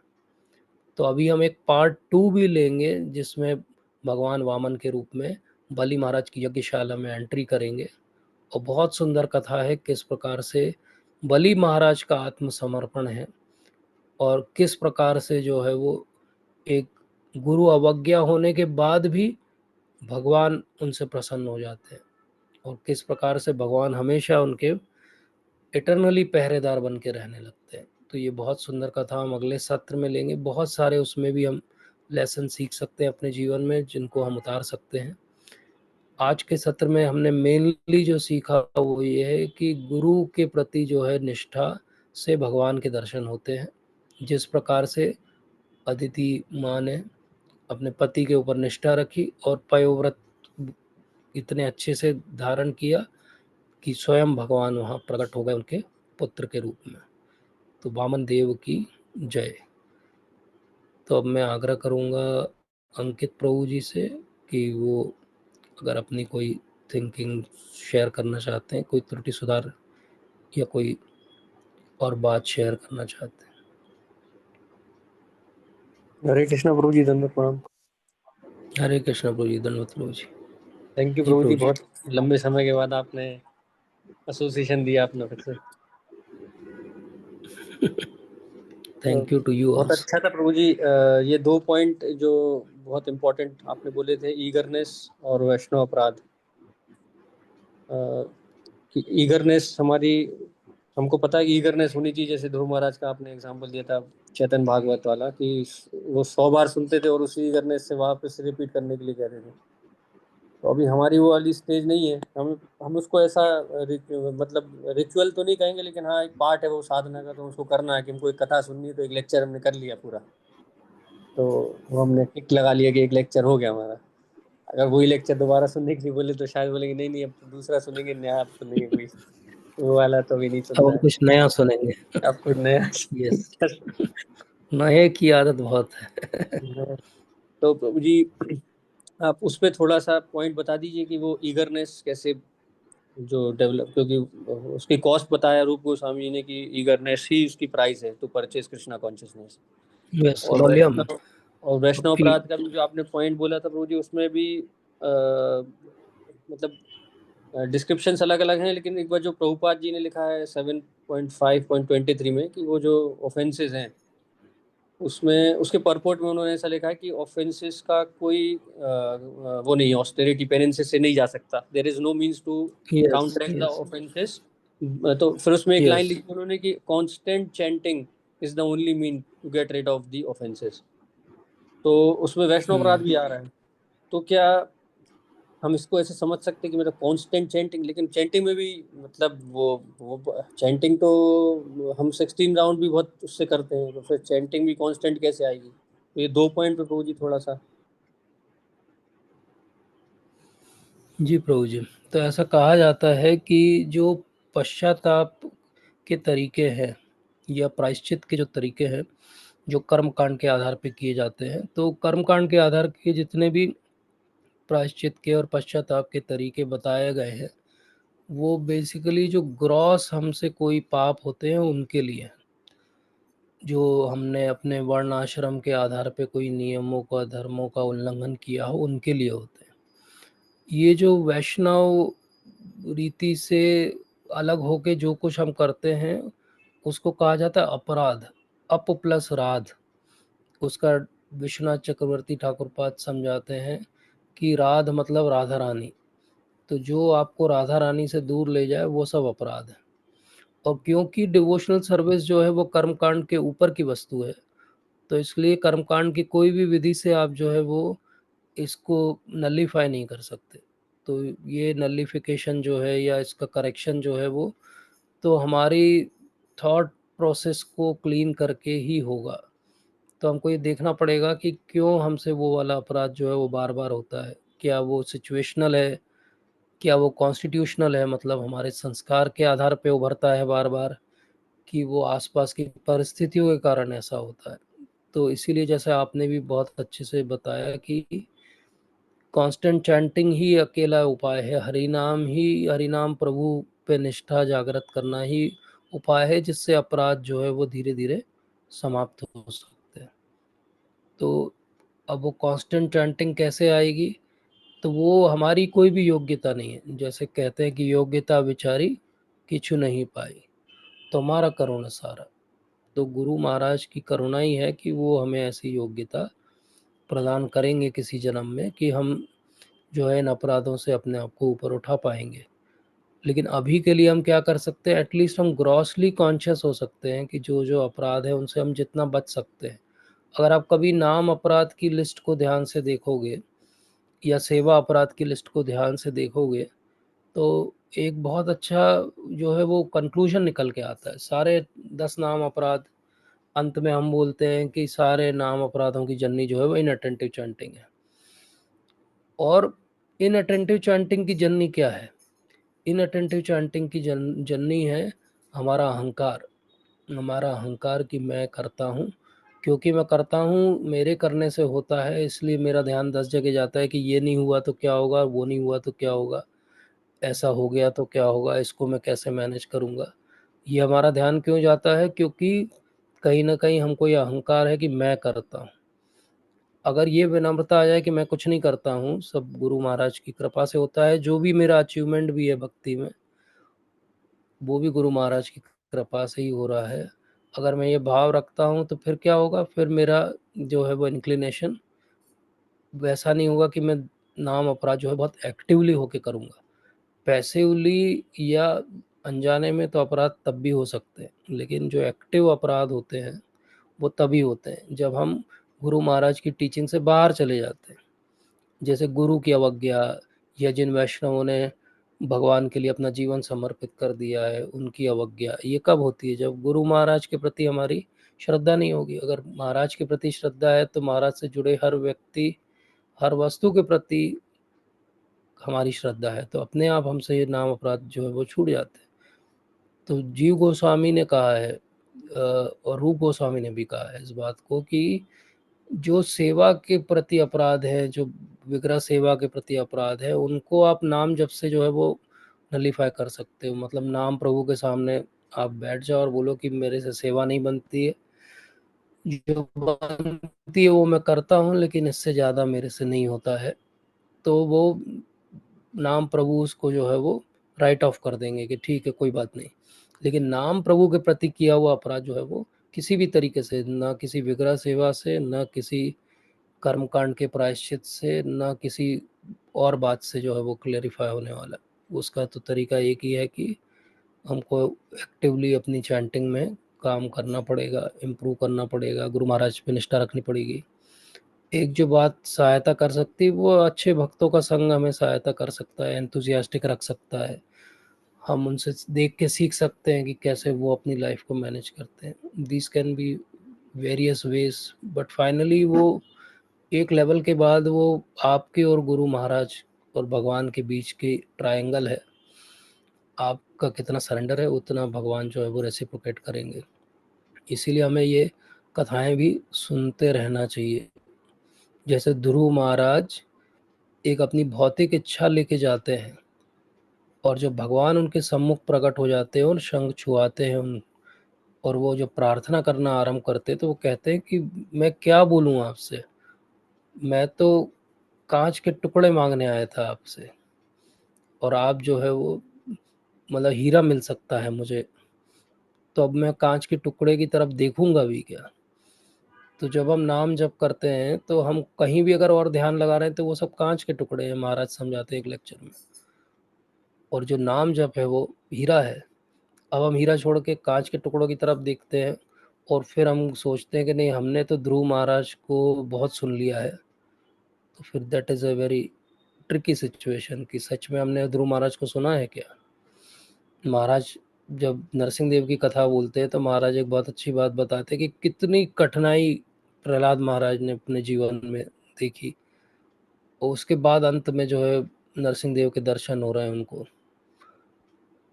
हमारे जीवन में तो उतनी कठिनाई भक्ति में है ही नहीं, और उसके बाद भी हम जो है वो भगवान के नाम पे रुचि नहीं जागृत कर पा रहे। तो ये फिर हम कहें कि हमने प्रहलाद महाराज को समझ लिया है, तो कहाँ समझा है? तो शायद यही भाव है महाप्रभु का कि वो कहते हैं कि बार बार हम वही बात सुनते रहें तो मार्जन होता रहेगा। तो बात वही है कि वही बातें कई बार रिपीट होंगी, कई बार लगेगा बहुत ही रिपीटेटिव है ये तो, लेकिन वो रिपीटेटिव इसलिए कि वो चीज़ अभी अंदर तक पहुंची नहीं है शायद। That is the way out. इसीलिए भक्तों का संग में क्या होना चाहिए? भक्तों के संग में भागवत चर्चा होना चाहिए, और भक्तों के संग में भागवत चर्चा होगी तो वही चर्चा बार बार होगी, कुछ नया नहीं होने वाला है। लेकिन वही चर्चा बार बार होके आपको एक नई डेप्थ मिलेगी। जैसे मैं महानदी महाराज को सुन रहा था, वो जो मैंने आज बताया 12 डेज वाला जो मैं आज बता रहा था सेशन में, वो महाराज ने बताया। वो बहुत पढ़ते हैं, तो वो बता रहे थे कि 12 का सिग्निफिकेंस कितना है। तो इस तरीके से हम जब भक्तों को सुनते हैं, जो महान आचार्य हैं उनको पढ़ते हैं, तो हमें बहुत डेप्थ समझ में आती है कि ये स्टोरी सिंपल स्टोरी नहीं है। इसमें एक एक बात में बहुत गहराई है, एक एक बात में बहुत कुछ लर्निंग है। एक-एक बात को हम जीवन में उतार सकते हैं। मतलब हर कैरेक्टर से हम कभी एक लिस्ट बना सकते हैं कि मेरे जीवन में मैं एक-एक चीज़ क्या-क्या उतारूँगा। कुंती महारानी से मैं क्या अपने जीवन में लूँगा, भीष्म पितामह से क्या सीखूँगा, ध्रुव महाराज से क्या सीखूँगा, वामन देव की कथा से क्या सीखूँगा। एक-एक पॉइंट भी अगर हम लें तो पूरी भागवत के अंदर कितने सारे ब्यूटीफुल महाजन हैं, कैरेक्टर्स हैं, कितना कुछ हम इकट्ठा कर सकते हैं। तो वो इंट्रोस्पेक्शन ही है जिससे धीरे-धीरे ये अपराध करने की प्रवृत्ति जो है वो कम हो सकती है। अन्यथा तो हम बहुत ऐसा भक्ति करते रहेंगे, लेकिन जो मैं बात शेयर कर रहा था सबके साथ कि हो सकता है 12 साल हो जाए, हो सकता है 24 साल हो जाए, लेकिन कोई अनुभव नहीं हो। तो हर 12 साल में अनुभव आना चाहिए ऐसा कहा जाता है। तो हम सब अपने अंदर झाँकें कि 12 साल अगर हो गए तो अनुभव आ गया क्या? या 6 साल हो गए तो आधा अनुभव तो आ ही जाना चाहिए। आप कुछ जोड़ेंगे प्रभु जी? नहीं, थैंक यू प्रभु जी। और प्रभु जी वो 12 साल वाला एक जगह और भी सुना था कि भगवान कृष्ण महाराज जी ने पूछा तो प्रभुपाद ने बोला कि 12 साल अगर आपने कर लिया तो आप जो भी बोलोगे दैट विल बी परफेक्ट। हाँ, सत्य संकल्पी हो जाओगे, ये महानिधि महाराज भी कह रहे थे। और सत्य संकल्पी हो जाएगा, आप जो बोलोगे वो हो जाएगा। और यस। एक एक लेक्चर में राधा गोविंद महाराज के लेक्चर में उन्होंने बोला कि आप भागवत कथा सुनते हो, एक तो बोलने वाला होता है एक सुनने वाला होता है, तो दोनों के लिए पॉइंट बोल रहे थे वो कि भागवतम किसके लिए है बोल रहे थे। कह रहे थे कि जिसने यही रियलाइज नहीं किया कि वो आत्मा है, शरीर नहीं है, उसको भागवतम में रस नहीं आ पाएगा बोल रहे। हुँ, भागवतम को आपको रियलाइज करना है तो आपको कम से कम सेल्फ रियलाइज तो मतलब आप उस पोजीशन पे तो आना ही पड़ेगा आपको कि आप शरीर नहीं हो आत्मा हो। कह रहे जिनको शरीर की चेतना, जिनको आत्मा के बारे में तत्व मतलब पता नहीं है, जिनका रियलाइजेशन नहीं है उस लेवल पे, उनको भागवतम रस नहीं दे पाएगी। हुँ, उसके भी तो फिर आत्मा तो हमारा तो मतलब पूरी कंडीशनिंग कब से पता नहीं है। और पूरी उसको बोलते हैं जैसे अपन शिक्षा शास्त्रम में चेतो दर्पण महाजनम, तो शायद इसीलिए बोलते हैं क्या कि हरे नाम एक केवलम, क्योंकि आप और कोई तरीके से तो आत्मा के तत्व तक जा ही नहीं सकते क्योंकि कलयुग है। तो आप जो भी प्रोसेस करोगे उसमें कोई ना कोई त्रुटि रहेगी और आपके अंदर वो टेंडेंसी भी नहीं है और आपकी कैपेसिटी भी नहीं है। तो केवल आपको हरि नाम, और वो 3 बार उपवाद बोलते भी है कि 3 बार क्यों बोला है कि कर्म से नहीं, ज्ञान के। ज्ञान से नहीं, यस, ध्यान तो से नहीं। अल्टीमेटली बोल रहे हैं कि आपके पास हरि नाम ही है, तो कैसे भी करके आप उस पर आप अपना ताकत लगाओ, आप अपना प्रयास दिखाओ, तो हरि नाम प्रभु की शरण लो। बिल्कुल प्रभु जी, इसीलिए वो उसको और क्वालीफाई करके ऐसा कहते भी हैं कि जो भगवद गीता है वो पहली बुक है जिसको रियलाइज़ करना है। वो भागवतम जो है वो सेकंड बुक है। तो भगवद गीता में भगवान ने सबसे पहले अर्जुन को आत्मज्ञान ही दिया है, तो वो यही चाहते भी कि हम एटलीस्ट थ्योरेटिकल लेवल पे समझ जाए कि हम शरीर नहीं आत्मा है। प्रभुपाद के तो हर लेक्चर में ऑलमोस्ट प्रभुपाद इस पॉइंट को हमेशा बोलते ही बिल्डिंग ब्लॉक है, फाउंडेशन है, जो कुछ बनेगा उसके ऊपर ही बनेगा। इसीलिए भागवत सप्ताह जो होते हैं प्रोफेशनली, उनको सुनने में लोगों को बहुत अच्छा लगता है, म्यूज़िक है, बड़ा अच्छे से पंडाल सजा हुआ है, बड़ा सब कुछ साफ-सुथरा है, कोई केओस नहीं है। लेकिन वो पंडाल से बाहर आने के बाद कितने लोगों के जीवन में सच में कोई बहुत बदलाव आता है? अनफॉर्च्युनेटली नहीं आ पाता। लोग और कई प्रभु सौ जी अभी जो है वो भागवत। मैंने कि वो बोल रहे थे कि भागवत अभी किसी ने बताया कि अरे वो तो 5 लाख का पैकेज है। मतलब ये सुन के तो मैं बहुत शौक लगा कि भागवत में 5 पैकेज। नहीं, 7 लाख, 10 लाख, 15 लाख, 50 लाख, 80 लाख, आप बताओ आपको कौन-सी वाली भागवत करानी है? You tell me and I will tell you the person who can do it. Tent house और ऑडियो भी उनका ही रहेगा। पॉइंट इज़ कि it has become a big business. It is a big business and one of the most profitable business तो because मतलब वो what you to give. कथा चालू हो रही है हुँ? वहां पे, तो अवैष्णव मुखोद गिरने वाला श्लोक जोर जोर से चिल्ला चिल्ला के गा देना चाहिए। वहाँ पे एक पीछे पिक्चर बनाना चाहिए, एक साँप जो है वो दूध पी रहा है एक कटोरी के अंदर। प्रभुपाद ने पहला अपना सीडी रिकॉर्ड किया, वो हम सब ने सुना है जिसमें वो हरि नाम के बारे में डिस्क्रिप्शन देते हैं न्यूयॉर्क में। फर्स्ट सीडी में फर्स्ट एग्ज़ाम्पल इज़ दिस। कि सर्प से जो उच्छिष्ट हुआ जो मिल्क है वो नहीं पीना चाहिए क्योंकि वो जहरीला होता है। तो मैंने जब पहली बार सुना तो आई वाज़ अमेज़्ड कि ये अमेरिकन्स को क्यों सिखा रहे हैं प्रभुपाद ये बात। बट पॉइंट इज़ कि वो सबको कह रहे हैं कि भाई आप पहले ये देखो कि पात्रता है कि नहीं। इसलिए सबसे पहले भागवत पढ़ने के लिए ये समझ लेना चाहिए कि मेरी कोई पात्रता नहीं है। जब भी मैं सेशन बोलना चालू करता हूँ मैं यही अपने आप में ध्यान करता हूँ कि मेरी कोई पात्रता नहीं है, लेकिन प्रभुपाद की बात रिपीट करने की पात्रता मेरी है। बस अगर मैं कोई भी एक भी बात अपने से जोड़ दूंगा तो वो मेरी पात्रता उसी समय समाप्त हो जाएगी। तो प्रभुपाद जो हैं वो बिल्कुल वैष्णव आचार्य हैं, इस समय के जगत गुरु हैं, और उन्होंने जो वाक्य कह दिया उसको हम रिपीट कर सकते हैं, या उनके प्रामाणिक शिष्यों ने जो कहा, गुरु महाराज ने जो कहा वो हम रिपीट कर सकते हैं। ये भाव रख के हम भागवत हमेशा डिस्कस कर सकते हैं, लेकिन इसके अलावा कोई भी भाव रख के करना जो है वो एक्चुअली डिफ़िकल्ट है। इसीलिए मैं आज कोई मुझे दिखा रहा था एक इनविटेशन कार्ड, तो I was just going through it, तो आई वाज़ वंडरिंग कि 7 डेज़ में how you can finish Bhagavatam. Isn't it amazing thing? हमें तो 55 सेशन हो गए, हम पहुँचे नहीं, 8वें पे ही अटके, जबकि हम बहुत फास्ट चल रहे हैं। तो पॉइंट इज़ कि आप 7 डेज़ में क्या बताते हो, और वो भी ज़्यादातर आप गाने गाते रहते हो। आप प्रैक्टिकली कोई भी कथा जो है डेप्थ में नहीं जाते हो। गुडी उसके लिए गुडी दो ऊपर। कॉम्बिनेशन, 7 दिन वाले के लिए सुखदेव गोस्वामी और परीक्षित महाराज। वो दिन रात चलेगा फिर। खाना पीना भी भूल जाना पड़ेगा।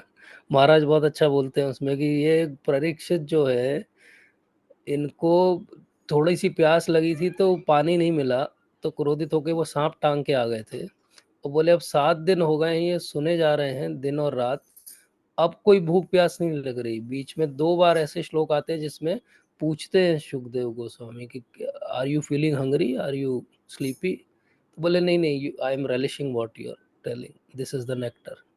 तो बोले ये कॉन्ट्रास्ट देखो, वही व्यक्ति है कुछ 8-10 दिन पहले जो है वो गुस्सा हो गया था क्योंकि प्यास लगी थी उसे, और आज 7 दिन हो गए उसको भूख प्यास जो है वो भूल गया।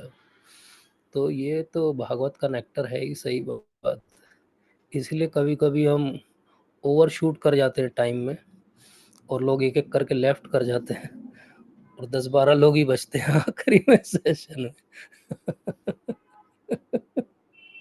बाकी सबको लगता है सोने का टाइम हो गया, ये क्या बात कर रहे हैं, बट वो टाइम पता नहीं चलता है टाइम, क्योंकि really it is nectar, if you relish it is nectar. अन्यथा है भी क्या। आज ही मैं सुन रहा था, बहुत अच्छा गौर कृष्ण महाराज थे, वो बहुत अच्छी भागवत कथा कहते हैं, तो उन्होंने वामन देव पे बहुत अच्छा सेशन लिया है, आप लोग भी सुनो उसको। बहुत 8-10-12 सेशन में बहुत अच्छा लिया है उन्होंने। और कृष्ण प्रभु जी कौन, तो मतलब वो गौर गोविंद महाराज के, डिसाइपल? अच्छा। राधा गोविंद महाराज के शिष्य थे, और वो अभी थोड़े समय पहले ही 2015 में ही लेफ्ट इज बॉडी। महाराज 1 साल पहले ही महाराज बने थे वो, बट वो कथा बहुत पहले से भागवत करते थे, और बहुत अच्छी सुंदर कथा हिंदी में करते हैं वो। आप शेयर सुना कर देंगे? होगा आपने कभी। नहीं। हाँ, मैं शेयर कर दूंगा। बहुत सुंदर उन्होंने वामन देव पे पूरा सेशन लिए हैं, हर चैप्टर पे लिए हैं सेशन, बहुत अच्छे सेशन है। और वो मतलब वो जैसे एक्चुअली राधा गोविंद महाराज है ना, पूरा रेलिश करके वो एक एक कोई लीला लेते हैं और पूरे 7 दिन वही बताते हैं, वैसे वो भी करते थे, उन्हीं के शिष्य हैं। तो वो बता रहे थे कि भाग जैसे आप भी कह रहे थे, भागवत जो है वो किस किस को बेनिफिट करती है। तो बोले भागवत 3 लोगों को बेनिफिट करती है, वो बताते हैं। बोले एक जो कह रहा है, एक जो सुन रहा है, और तीसरा जो पूछ रहा है। मतलब परीक्षित महाराज, सुखदेव गोस्वामी, और वहाँ पे जितने 64,000 जो है ऋषि सुनने के लिए बैठे हैं।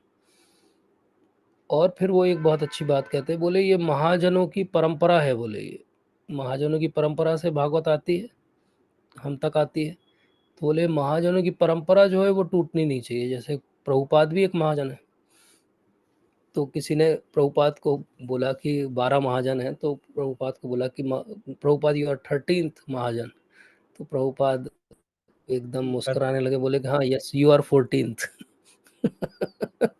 मतलब you are also part of it, you are also part of it. या उसको ऐसे सोचे कि जैसे चैतन्य महाप्रभु बैठे हुए गदाधर पंडित के साथ में और भागवत पे चर्चा कर रहे हैं, ठीक है, और वही लीला जो है अभी भी चल रही है। अब जो है प्रभुपाद है वो भागवत पे चर्चा कर रहे हैं और हम सब बैठे हुए। तो isn't it the same thing? That is the same Leela which is happening। Prabhupada अब जो है वक्ता है और हम सब बैठ के जो है 64,000 लोग सुन रहे हैं उनको कि अब प्रभुपाद क्या बताएंगे अगला। सो वो जो एक्साइटमेंट है, मैं तो अमेज्ड रह जाता हूँ। वो मतलब जो मरने वाला वो 2 या 3 दिन में वो बोले कि वामन देव की कथा सुनाओ। हम मरने वाले हों 2-4 दिन में तो हम बोलेंगे ये सब छोड़ो यार, बचने के तरीके बताओ। 101 तरीके बचने के, वो किताब खरीद के लाओ हमारे लिए। 101 तरीके कैसे बचा जाए, ये तक्षक आएगा तो क्या किया जाए उसके लिए। और वो पूछ रहे हैं कि वो भगवान ने बलि महाराज को बंदी क्यों बना लिया, मतलब ही सो कंसर्न कि ये भैया दे तो दिया था ना, तो फिर बंदी क्यों बना लिया, छोड़ देना था कम से कम। सो दिस इज, ये रिलिशमेंट है एक्चुअली, यही कथा है, यही रिलिशमेंट है। पवित्र नरहरि प्रभु जी कुछ कहना चाहते हैं? हरे कृष्णा प्रभु, दंडवत प्रणाम। हरे कृष्णा प्रभु जी। हरे कृष्णा प्रभु। हरे कृष्णा। यस प्रभु जी, मेरा क्वेश्चन, कभी अशुद्ध होते हैं और भगवान जी को भोग खिलाना होता है और कोई होता नहीं कभी कभी, तो हम क्या मतलब भगवान जी को भोग खिलाते हैं तो वो खाते होंगे क्या भोग? थोड़ा सा क्लैरिफाई नहीं हुआ, आपकी आवाज कट रही थी। आप कुछ पूछ रहे हो कि भगवान को भोग चढ़ाते हैं तो वो खाते हैं या नहीं खाते हैं, ये पूछ रहे हो आप? नहीं, हम लोग अशुद्ध होते हैं तो कोई होता नहीं अशुद्ध है होते हैं कि। और अगर भगवान को कोई नहीं होता और हम चढ़ा रहे हैं तो खाएंगे कि नहीं खाएंगे? जी प्रभु जी। अगर आप शुद्ध मन से चढ़ाओ तो जरूर खाएंगे। अशुद्ध जो शरीर है ना, मन थोड़ी है, मन तो शुद्ध है, ठीक है। यस, तो जी धन्यवाद आपका प्रभु भाव, जी। जी थैंक यू बेटा। यस पवित्र नरहरि प्रभु जी। हरे कृष्णा प्रभु, दंडवत प्रणाम। हरे कृष्ण प्रभु जी, धन्यवाद प्रभु जी। जी प्रभु जी। बहुत अच्छा लेक्चर था प्रभु आपका, और अच्छा लगा।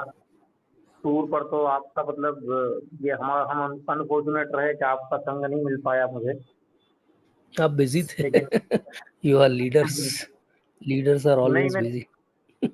मैं दिल्ली कक्षा में मतलब माँ मुझे ग्रास कर रखा था। मैं भक्तों से दूर हूँ और अगर माया में लगा हुआ हूँ तो फिर कहाँ बिजी हो सकते हैं। तो नहीं, बहुत अच्छा 250 था लोगों प्रभु। को ले जाना और वापस लाना सुरक्षित इजी काम नहीं है, उसमें बहुत सारे लॉजिस्टिक्स लगते हैं। You are busy in that. तो we have this Saturdays where we can meet and that's जी, why it is online, so there is no excuse बिल्कुल बिल्कुल एक्सेप्ट कि प्रभु। आपका डेटा कार्ड खत्म हो जाए। इसके अलावा हाँ, कोई एक्सक्यूज नहीं है। बिल्कुल प्रभु, बिल्कुल।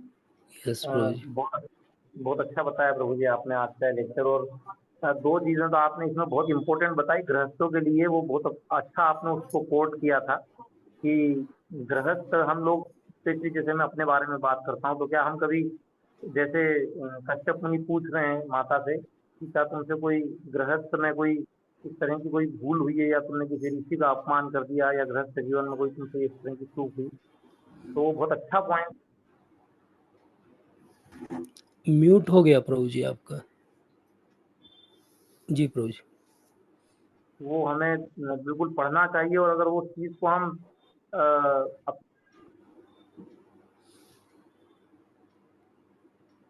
प्रभु जी फिर से म्यूट हो गया, कुछ शायद इशू है।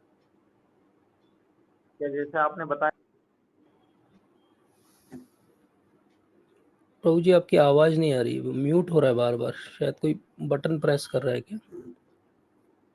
नहीं प्रभु, नहीं। तो जैसा प्रभु जी आपने बताया था, बहुत अच्छा बताया था कि भाई हमारा हृदय इतना जो है वो कठोर इसलिए हो गया क्योंकि हम कभी उस स्तर पर जाकर हमने सोचा ही नहीं, वो सोच हमारे अंदर आई नहीं है। इसी जैसे अगर हम जैसे मैंने शुरू में बोला था, मैं अपनी बात करूँ तो हम इतना डेप्थ लेवल पर या इतना माइन्यूट लेवल पर हम जा ही नहीं पा रहे हैं कभी अपने गृहस्थ जीवन में, कि हमसे इस तरह का भी हो जाता है। जैसे कि आपने बताया था कि अतिथि देवो भव, जो कि इसमें 16th वाले चैप्टर में बताया भी है कि गृह शत्रुमति प्राप्तम। अगर एक यस, शत्रु घर पर आ जाए तो हमें उसके साथ कैसे व्यवहार करना चाहिए। बहुत बहुत इम्पोर्टेंट बात। यस, बहुत बहुत अच्छा इसमें, और प्रभुपाद भी बहुत अच्छा बता रहे हैं इसके परपट में कि जैसे इसमें महाभारत का भी उल्लेख किया है आपने पहले भी अपने लेक्चर्स में उल्लेख किया है कि पूरे दिन वो लोग युद्ध लड़ते हैं, लेकिन शाम को फिर एक और दूसरे की बहन शिविर साथ में रहते हैं। यस, एक दूसरे की शिविर में जा रहे हैं, हालचाल पूछ रहे हैं। तो मतलब वहां पर वो युद्ध चल रहा है, लेकिन वो एक जो मन जो है उनका मन इतना कलुषित नहीं है। वो मन बहुत उनका वो है, अर्थात वो जो है वो धर्म को जान पा रहे हैं कि आखिर है क्या धर्म, हमारा धर्म क्या है। ये बहुत अच्छा पॉइंट बताया सही बात, आपने। बिल्कुल तो बहुत महत्वपूर्ण है। वो बहुत बार प्रभुपाद इस बात को बताते कि कोई शत्रु भी अगर किसी गृहस्थ के घर में आ जाए तो भी उसको हम्म। इतना अच्छा जो है वो वेलकम होना चाहिए कि वो उस समय के लिए भूल जाए कि वो शत्रु है। हाँ। इसीलिए वो उन्होंने कहा कि एक अतिथि होता है और एक अ, अभ्यागत होता है। जो अतिथि होता है वो बिना बताए आता है, अतिथि, उसकी कोई तिथि नहीं होती है, अनअनाउंस्ड आ जाता है, गेट पे डोर बेल बजाता है, खटखटाता है, आई एम हियर, उसको कहते हैं अतिथि। और एक होता है अभ्यांगत, वो व्यक्ति होता है जो बता के आता है कि मैं इस तारीख को आऊँगा, इस ट्रेन से आऊँगा, मुझे लेने आ जाना रिसीव करने के लिए। तो ये 2 तरह के लोग जो हैं वो गृहस्थ जीवन में आते हैं। और वो कहते हैं कि अतिथि तो हर कोई है फाइनली, मतलब कि अगर कोई जानवर भी है तो वो आपके लिए अतिथि, आपको उस तरह से उसको वेलकम करना चाहिए गृहस्थ को। तो गृहस्थ धर्म का पालन तो बड़ा कठिन होता जा रहा है कलयुग में। रिसोर्सेज नहीं है, टाइम नहीं है, जगह नहीं है, मन में भी नहीं है, घर में भी नहीं है, बहुत सारे इश्यूज हैं। बट फिर भी जहाँ तक हो सके कोशिश करना चाहिए, या बिल्कुल। एटलीस्ट जैसे वो कहते हैं, प्रभुपाद भी कहते हैं कि कुछ नहीं तो गरीब से गरीब व्यक्ति एक गिलास पानी और एक बैठने का स्थान तो हर किसी को दे ही सकता है। उतने से ही अतिथि की जो है वो सेवा हो जाती है। हाँ, प्रभुपाद इसको उसमें भी वैष्णव एटिक्वेट्स में भी बता रहे हैं, और परपट में भी बता रहे हैं इस यस, जगह की हर हर घर में कम से कम दो चीजें जरूर होती हैं, कि एक तो आप एक गिलास पानी और एक बैठने के लिए एक आसन, और एक बैठने के लिए आसन। यस, उतना ही वो और कह और रहे हैं आप कि बस पानी दे दो और आसन दे दो। आसन दे दो, और उससे जो है पुराने वो बहुत समय में लोग पैर भी धुलाते थे क्योंकि वो दूर से आते थे, पैदल आते थे लोग। अब आजकल तो कार से आते हैं, सीधे उतरते हैं, तो पैर धुलाने वाला कॉन्सेप्ट तो खत्म हो गया है। बट फिर भी पानी तो पूछ ही सकते हैं। मतलब पानी पूछना मतलब एक तरह से वेलकमिंग है कि ठीक है, we are happy that you have come. अभी तो प्रॉब्लम ये है कि we are not happy only, we think that why he has come, why he is wasting my time. तो ये भाव और जो है, प्रभु जी, अतिथि यदि ये 4 नियमों का पालन नहीं करता है या किसी, तो वो कोई बात अतिथि है? नहीं। शत्रु भी है तो भी अतिथि है। तो 4 नियम कहाँ से आए? नहीं, जैसा भी कुछ। अतिथि है, आप उसको हम्म। प्रसाद खिलाइएगा, आप अपने 4 नियम मत तोड़िएगा उसके लिए। लेकिन बाकी उसकी पर्सनल लाइफ है। जी। वो कैसे रहता है। यस, दूसरा दूसरा पॉइंट आपने बहुत अच्छा बताया था प्रभु जी, ये कि एक तो जो कश्यप मुनि अपनी पत्नी को जो बता रहे हैं, वो उनकी भौतिक इच्छा है कि वो थोड़ी सी मन से उदास है, और वो चाह रही है कि किसी किसी तरीके से मेरे बच्चों का ऐश्वर्य उन्हें वापस प्राप्त हो जाए। लेकिन उस भौतिक यस। इच्छा को भी देखिए उन्होंने आत्मिकता की तरफ मोड़ा। यही है सच्चा गुरु। हाँ, यही है ये सच्चा गुरु है। और सच्चा अभी गुरु, यही क्या है है, जो भौतिक अभी गुरु कैसे हैं? अभी गुरु ऐसे हैं कि आपकी आध्यात्मिक इच्छा को भी भौतिक बना देते हैं वो।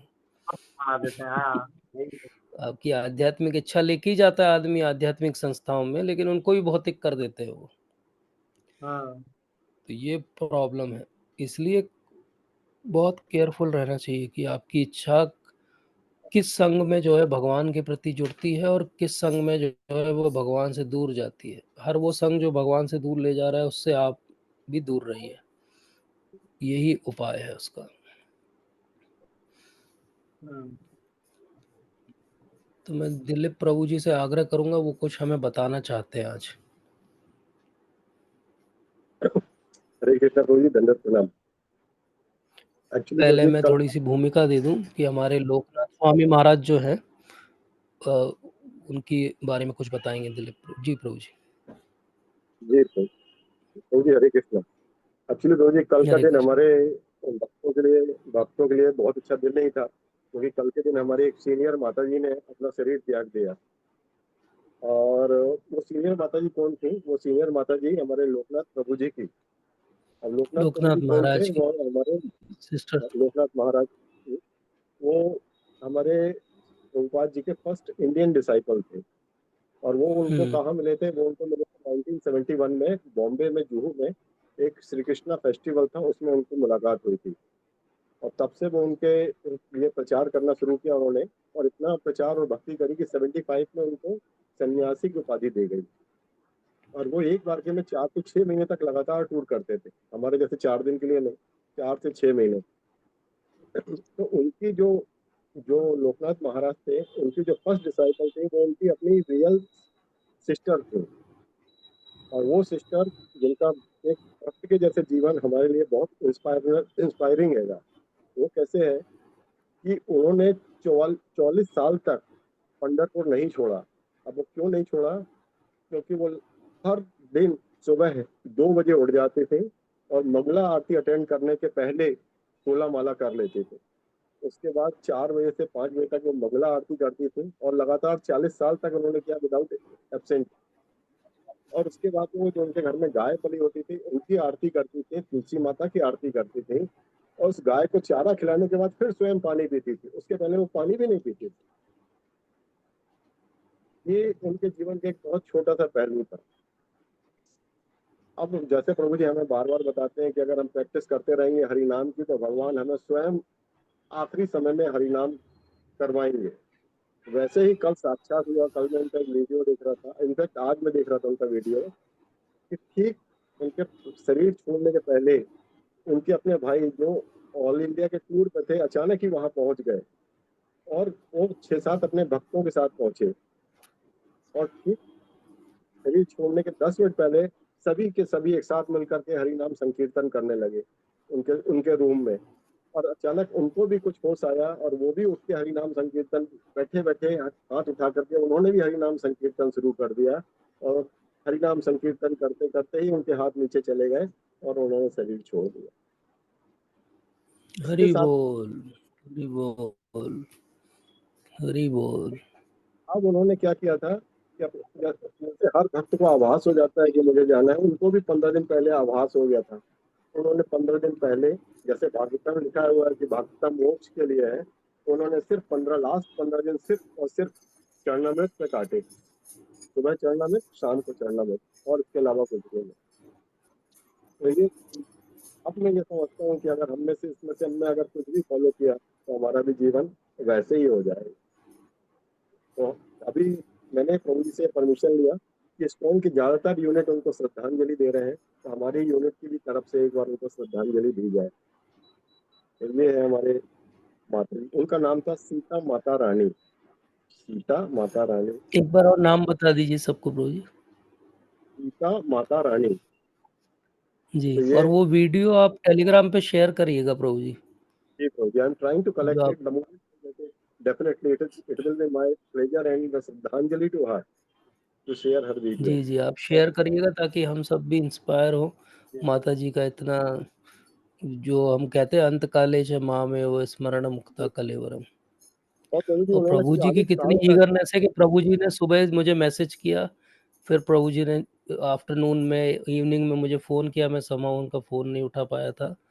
मतलब प्रभु जी इतने ईगर थे इस बात को हम सबके साथ शेयर करने के लिए। यही एक्चुअली भक्तों का संग है कि एक इंस्पायरिंग हमें अगर कोई एनेक्डोट मिले तो हमें सबके साथ शेयर करना चाहिए, ताकि हम सबका भी जो है वो फेथ बढ़े कि हाँ देखो 40 साल तक उन्होंने हरिनाम किया, तो भगवान ने जो प्रॉमिस किया न में भक्ता प्रणश्यति, तो अंत में उन्होंने सब कुछ अरेंज कर दिया। स्वयं महाराज भी वहाँ पर हैं, शुद्ध भक्त सब वहाँ पर हैं, और कीर्तन सुनते हुए अंत में उन्होंने अपना शरीर त्यागा। इससे परफेक्शन लाइफ का और किसी को क्या चाहिए? और ये एक उदाहरण नहीं है, प्रभुपाद की पूरी संस्था में ऐसे हजारों उदाहरण हैं जो कहीं लाइमलाइट में नहीं रहे डिवोटीज, लेकिन चुपचाप अपनी भक्ति करते रहे और अंत में भगवान ने सब कुछ उनके लिए अरेंज कर दिया। बहुत सारे एग्जाम्पल हैं। तो प्रभु जी और भी कुछ जोड़ना बताना चाहेंगे सीता माता रानी के बारे में? जी प्रभु जी, तो मैं आपसे रिक्वेस्ट करूंगा कि एक बार सबको अनम्यूट कर दीजिए, एक बार हम लोग हरिनाम मंत्र कर लें, हरे कृष्णा, जी ताकि हमारी तरफ जी से भी प्रभु जी, उनकी तरफ श्रद्धांजलि जी चली जी, जाए। हाँ हम सब लोग हरे कृष्ण मंत्र एक बार करेंगे। मैं यहाँ से एडमिन वाले उससे अनम्यूट कर देता हूँ सबको। आप सब लोग अब अपने आप को अनम्यूट कर सकते हैं।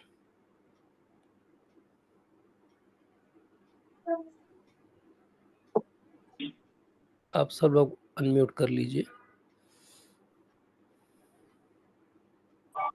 कृष्ण हरे कृष्ण हरे कृष्ण कृष्ण हरे कृष्ण हरे कृष्ण कृष्ण कृष्णा कृष्ण कृष्णा हरे हरे हरे हरे हरे हरे हरे राम राम हरे हरे हरे राम हरे राम राम हरे राम राम राम राम हरे हरे हरे हरे कृष्ण कृष्ण कृष्ण कृष्ण हरे हरे कृष्ण हरे हरे राम हरे राम राम राम राम हरे कृष्ण कृष्ण कृष्ण हरे हरे हरे राम हरे राम राम राम हरे कृष्ण हरे कृष्ण कृष्ण कृष्ण हरे हरे राम राम राम हरे हरे।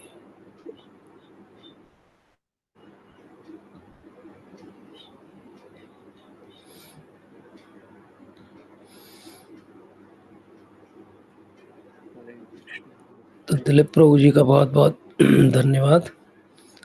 और हम सब लोग माता जी के चरणों में प्रार्थना करें कि जैसे उनका हरि नाम पे, भगवान पे पूरा इतना अटूट 40 साल से ज़्यादा विश्वास रहा, हमारा भी कभी किसी जन्म में वैसा बने। आज के सत्र से संबंधित अगर कोई और टीका कुछ किसी को कहना हो तो कह सकते हैं। अमरीश प्रभु जी कुछ कहना चाहते हैं?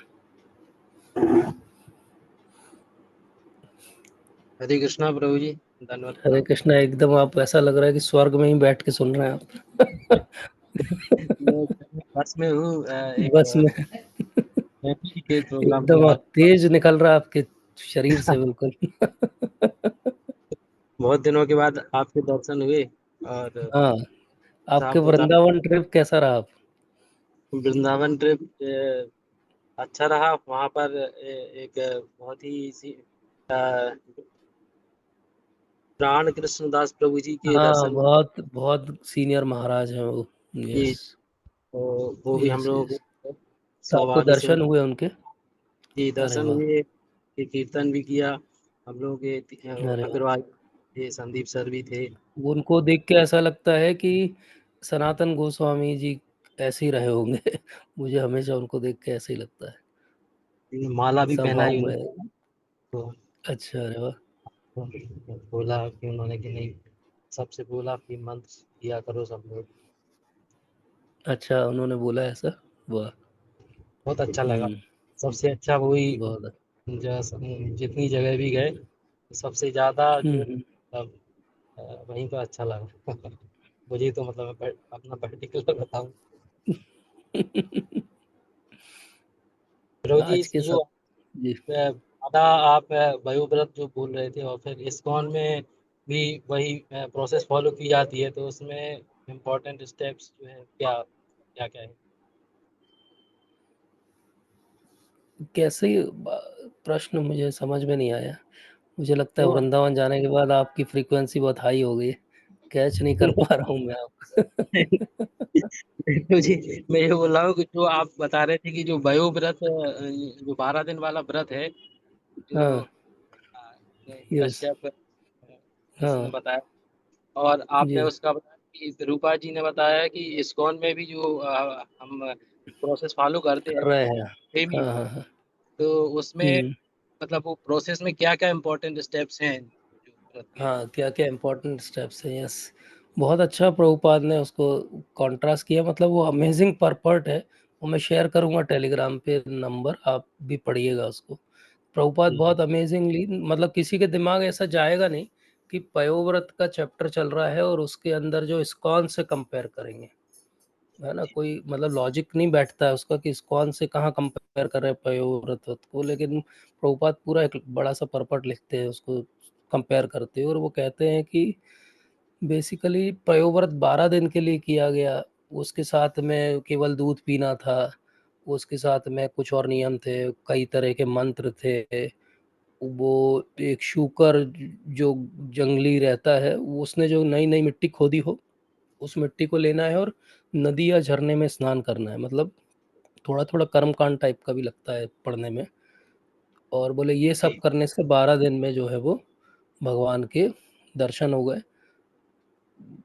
मतलब ये मैंने कहीं पढ़ा नहीं है, बट मुझे ऐसा लगता है कि वो तो भगवान को आना था लीला करने के लिए, तो वो ये सब बैकग्राउंड वो बना रहे थे। भगवान को 12 दिन में प्रसन्न करना थोड़ा मुश्किल काम है, लेकिन भगवान को आना रहता है तो कैसे भी आ सकते हैं, वो कोई भी माध्यम बना लेते हैं आने का। तो प्रभुपाद वहाँ पे कहते हैं कि ये तो 12 दिन किया गया बस, और फिर वो कंपेयर करते हैं उसको पहले कि हम जो एकादशी करते हैं उससे। तो फिर वो कहते हैं कि देखो एकादशी करने के लिए आइडियल जो रूल है उसमें क्या है, बोले एकादशी करने के लिए एक दिन पहले से जो है आपको किस तरीके से आफ्टरनून के बाद जो है अपना डाइट पे ध्यान देना चाहिए। और बहुत सारे लोग जो है वो एकादशी के बाद द्वादशी के दिन भी डाइट का ध्यान रखते थे, बोले ऐसे 3 दिन हो गए। तो बोले ऐसे 3 दिन हो गए और आपकी एकादशी हर 15 दिन में आ रही है, तो आपने ऐसे कितने सारे अपने पूरे जीवन में पयोव्रत व्रत जैसे व्रत कर लिए, या उससे भी कठिन व्रत कर लिए, क्योंकि कई लोग एकादशी निर्जला करते हैं, कई लोग केवल फ्रूट जूस या कुछ थोड़ा बहुत लेके ही करते हैं। तो वो उसको कंपेयर करते हैं। फिर वो कहते हैं कि देखो इस्कॉन की संस्था में हम क्या कर रहे हैं, तो वो उस कंपैरिजन को बताते हैं कि बोले इस्कॉन में हम क्या कर रहे हैं, हम विग्रह की सेवा भी कर रहे हैं। तो पयोव्रत व्रत के अंदर भी विग्रह की सेवा है, बोले या तो विग्रह हो या फिर मन में आप विग्रह धारण कर लो, या फिर आप एक रेत का विग्रह बना लो, ऐसे एक वेदी बना लो, ऐसे करके वो डिस्क्रिप्शन देते कि अलग अलग तरीके से जो है वो अलग अलग जो है विग्रह आप मन में सोच सकते हो या सामने रख सकते हो अपने ध्यान करने के लिए। तो बोले हमारे यहाँ तो इस्कॉन में प्रॉपर प्राण प्रतिष्ठित जो है विग्रह हैं जिनकी 24 घंटे सेवा हो रही है। वहाँ पे प्रभुपाद बहुत इंपॉर्टेंट बात कहते हैं कि 24 घंटे सेवा होती। तो मैंने जब परपट पढ़ा तो मुझे लगा 24 घंटे कैसे सेवा हो रही। फिर प्रभुपाद आगे उसको क्वालिफाई करते हैं बहुत अच्छे से। मतलब ये आपने इतना अच्छा क्वेश्चन पूछा सच में। तो प्रभुपाद उसको कहते हैं कि कैसे हम पयोव्रत से ज़्यादा कर रहे हैं। बोले पयोव्रत से ज़्यादा इसलिए कर रहे हैं, बोले हम तो 24 घंटे विग्रहों की सेवा कर रहे हैं। बोले कैसे, बोले 24 घंटे हम नाम कीर्तन कर रहे हैं मंदिरों के अंदर, 24 घंटे भगवान की सेवा के लिए कुछ ना कुछ योजना बन रही है कि अब अगला भोग क्या लगेगा, अब अगले भगवान जो है कौन से वस्त्र धारण करेंगे, अब अगला भगवान का कौन सा जो है वो आरती होगा। तो इस तरह हम हर बार एक स्टेप 2 स्टेप आगे की प्लानिंग करके सोच के, अब कल भगवान क्या ड्रेस पहनेंगे वो आज से हमने निकाल के रखी है। तो इस तरीके से हम एक पूरी प्लानिंग कर रहे हैं। और फिर वो तीसरी बात कहते हैं कि बोले मंत्र, बोले हम जो कलयुग का जो तारण मंत्र है हरे कृष्ण मंत्र कर रहे हैं। तो इस तरीके से जो हजारों लाखों साल पहले कश्यप मुनि और अदिति के बीच में जो वार्तालाप हुआ है और जो उन्होंने प्रोसेस दी थी, बोले सेम प्रोसेस हम भी फॉलो कर रहे हैं, जबकि और स्ट्रिक्टली और डिलीजेंटली और कंटिन्यूसली कर रहे हैं, केवल 12 दिन के लिए नहीं कर रहे हैं। तो फिर प्रभुपाद कहते हैं जब 12 दिन के पयोव्रत से उनको भगवान के दर्शन हो सकते हैं, तो पूरे जीवन अगर हम ये प्रोसेस करेंगे तो क्या हमको भगवान के दर्शन नहीं होंगे। और कितना अच्छा हमें आज ही उदाहरण मिल गया लोकनाथ महाराज की जो बहन है, उनका कितना अच्छा उदाहरण मिल गया कि 40 साल उन्होंने पंढरपुर नहीं छोड़ा। और जब प्रभु जी ये बता रहे थे तो मुझे जो ध्यान आई बात मन में कि 40 साल उन्होंने पंढरपुर नहीं छोड़ा और 40 साल के बाद पंढरपुर में जो विट्ठल है उन्होंने उनको नहीं छोड़ा। मतलब वो ले गए अपने साथ में। तो ये कितनी अमेजिंग बात है कि भगवान को आपने नहीं छोड़ा तो भगवान ने भी आपको नहीं छोड़ा, अंत में भगवान भी आपको अपने साथ ले गए। मतलब ये तो प्रूफ है सीधा सीधा। तो इसलिए पयोव्रत से ज़्यादा अच्छा तो हमको मिला हुआ है, हमको तो केवल अपनी प्रोसेस को फॉलो करना है। वो मैं आपको परपट भेजूंगा प्रभु जी, बहुत अच्छे से प्रभुपाद ने वो तीनों पॉइंट को एलाबोरेट किया। प्रभु जी ये इसमें अपराध की बात हो रही थी, तो जैसा प्रभु जी ने अभी बताया कि constant chanting is the only way. और मैं भी आज एक प्रभुपाद जी का पाठ पढ़ रहा था, तो उसमें उन्होंने बताया था अगर किसी वैष्णव के प्रति अपराध होता है तो मतलब वैष्णव से ही क्षमा मांगना है, और अगर विग्रह सेवा में अपराध होता है वो भी हाँ, तो फिर हरि नाम से आप कर सकते हो उसको पूर्ति। होता है। और बोले लेकिन अगर हरि नाम में भी नाम अपराध होता है, नाम का ही अगर नाम अपराध होता है तो वो भी नाम से ही दूर होगा, वो ऐसे बोला भी है। नाम से ही दूर होगा। यस, वो भी नाम से ही तो दूर होगा। आप जो नाम से दूर होगा तो, और अभी आपने बताया कि इनअटेंटिव चैंटिंग जो है उससे ही सारी गड़बड़ी है। तो प्रभु जी बाकी जितनी भी चीज़ें हैं जो हमसे अपराध हो रहे हैं, तो और नाम अपराध को दूर करने का भी तरीका जो है चैंटिंग ही है। तो इस चीज़ को मैं समझ ही नहीं पा रहा हूँ, तो कि इनअटेंटिव चैंटिंग जो है अगर कंटिन्यूअसली इनअटेंटिव चैंटिंग होती रहे तो अपराध बढ़ते जाएंगे। तो फाइनली होगा कि अपराध का एक्यूमुलेशन हो जाएगा और नाम का प्रभाव तो और धीरे धीरे कम होता जाएगा। I got your point. Yes, that is a very technical point. So what is the time? Are we overshooting the time? 5 minutes we will discuss. In 5 minutes we will try to discuss. नहीं तो फिर we'll meet personally and we will discuss it. Because वो उसको थोड़ा elaboration लगेगा उस बात को समझने के लिए। लेकिन अभी जो पॉइंट सबके लिए, हम सब के लिए, मेरे लिए भी, ऐसा नहीं कि मेरी चैंटिंग बहुत अच्छी है, लेकिन जितना, जैसे हम बात कर रहे थे एक दिन, वह हरिनाम चिंतामणि पुस्तक बहुत अच्छी है और लिविंग नेम एक बहुत अच्छी पुस्तक है। इन सब से पढ़ के जो इन्फ्रेंस समझ में आता है वो ये है कि एक पॉइंट है, बहुत सटल पॉइंट है, ध्यान से आप समझिए इसको, कि नाम चिंतामणि रस विग्रह। नाम क्या है? चिंतामणि है और रस का विग्रह है। अब ये अभी दोनों पॉइंट हमने नहीं समझे। न तो हमको नाम चिंतामणि लगता है, क्योंकि अगर चिंतामणि लगता तो हमारा ध्यान अपने आप लग जाता। न हमको नाम के अंदर रस का अनुभव होता है, क्योंकि रस का अनुभव होता तो भी हमारा मन लगा रहता। तो हमारी इनअटेंटिवनेस जो है वो ये दो चीज़ें नहीं रियलाइज़ करने के कारण है कि नाम चिंतामणि है। नहीं, अभी हमको रियलाइज़ नहीं हो रहा चिंतामणि है, अभी हमको नाम में कोई रस भी नहीं आ रहा। हम तो कर रहे हैं नाम क्योंकि गुरु महाराज ने बोला, भक्तों ने बोला है और हमने भी पढ़ा है, तो हम थ्योरेटिकली कन्विंस हो गए हैं कि हाँ, नाम करना चाहिए। बट नाम से जो रिजल्ट आने चाहिए वो कुछ भी नहीं आए अभी तक जीवन में, जो ग्रॉसली हमको दिखे। इसलिए हमको कभी कभी डाउट आता है, कभी कभी ऐसा फेज आता है जब नाम उतने अच्छे से नहीं हो रहा हो, तो फिर ये क्वेश्चन उठता है कि सही में काम करता है या नहीं करता है। तो उसको बहुत अच्छे से समझाया मैंने। एक मेरे शिक्षा गुरु हैं, उनसे एक बार पूछी थी ये बात।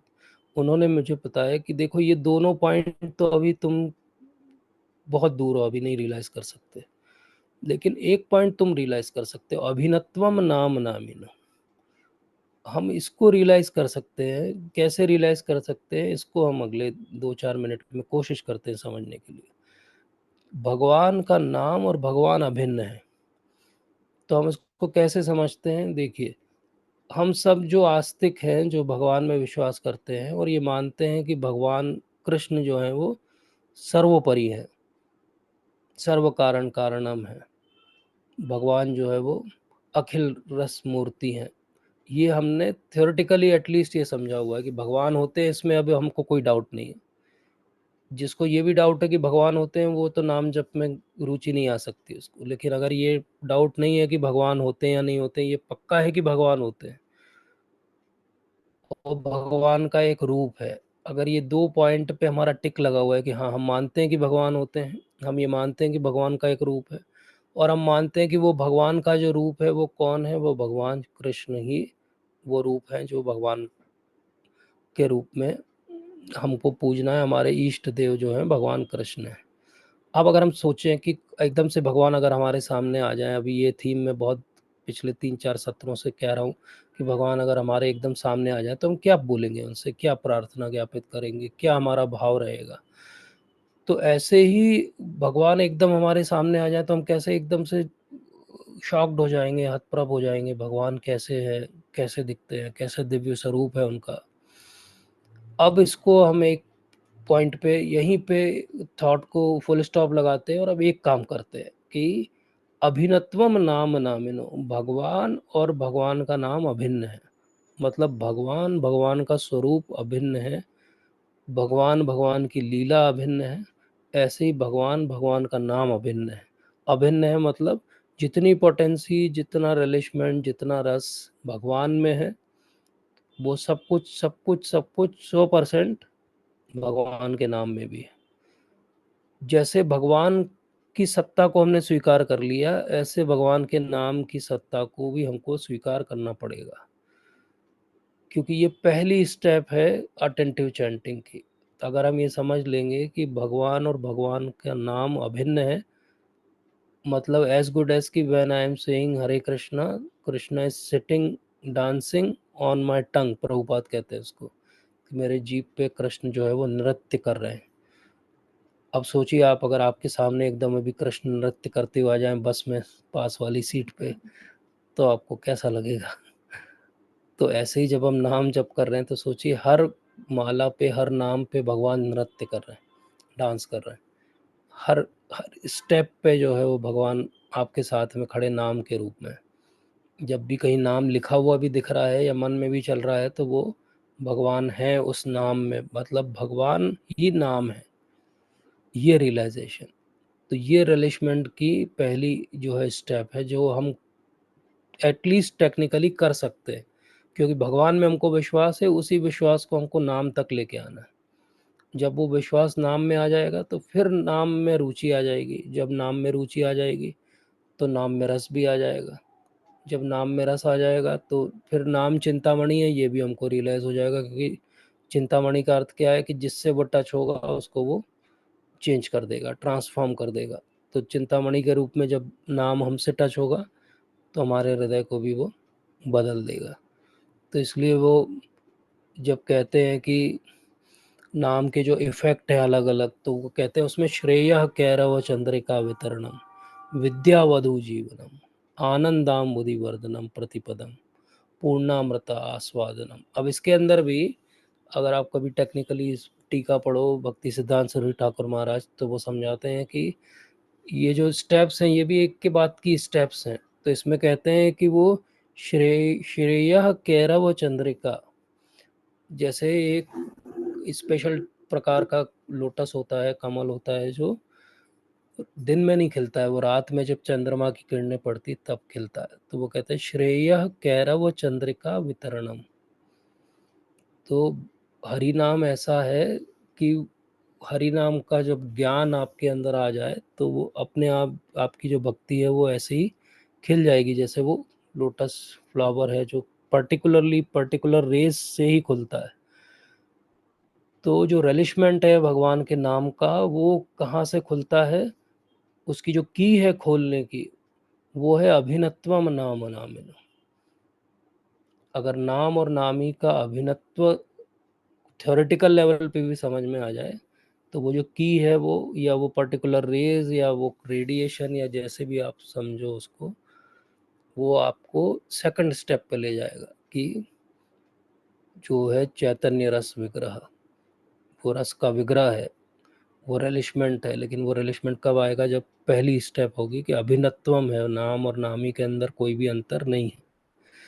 तो हम जो अभी फोकस कर सकते हैं अपनी नाम जप में, प्रभुपाद से किसी ने पूछा था कि कब ऐसा होगा कि मैं नाम लूँगा तो बिल्कुल मैं भाव में आ जाऊँगा, कब कैसा होगा? तो प्रभुपाद ने बोला था नहीं, एकदम से ऐसा नहीं होगा, हर चीज़ एक के बाद एक रिवील होगी। तो सबसे पहले नाम है, फिर उसके बाद जो है वो रूप है, गुण है, और फिर लीला है। तो बोले ये स्टेप्स हैं। तो नाम जब रिलिश होने लगेगा तो फिर भगवान का जो रूप है वो दिखेगा, फिर भगवान के गुणों का हमको रियली अंदर से अनुभव होगा। अभी तो थ्योरेटिकल अनुभव है, फिर रियली अनुभव होगा कि भगवान कितने गुणों के सागर हैं, आगार हैं, और फिर उसके बाद में भगवान की लीला में प्रवेश। तो उसको ये स्टेप बाय स्टेप बताते हैं। प्रभुपाद कहते हैं कि जो अकम्प्लिश्ड चैंटिंग कर रहा होगा तो वो एग्जांपल देते हैं, जैसे टीवी को हम ऑन करें तो हम जैसे ही स्विच दबाते हैं ऑन करने का, ऐसे ही स्क्रीन पे पिक्चर भी आ जाती है, साउंड भी आ जाता है, दिखने भी लगता है हमको सब कुछ क्लियर। बोले जो अकम्प्लिश चैंटिंग करते हैं वो ऐसे रहते हैं कि वो जैसे ही नाम जप आरंभ करते हैं वो भगवान की लीला में के दर्शन होने लगते हैं, उनको भगवान के रूप गुण माधुर्य का आस्वादन करने लगते हैं।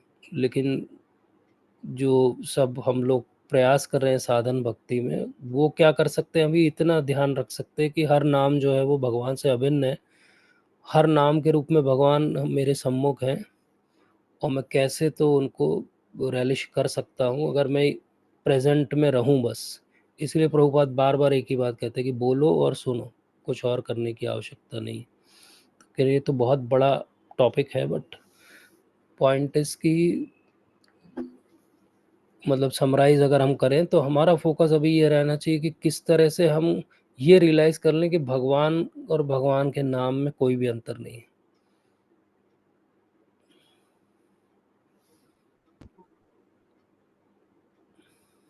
Thank you Prabhu ji.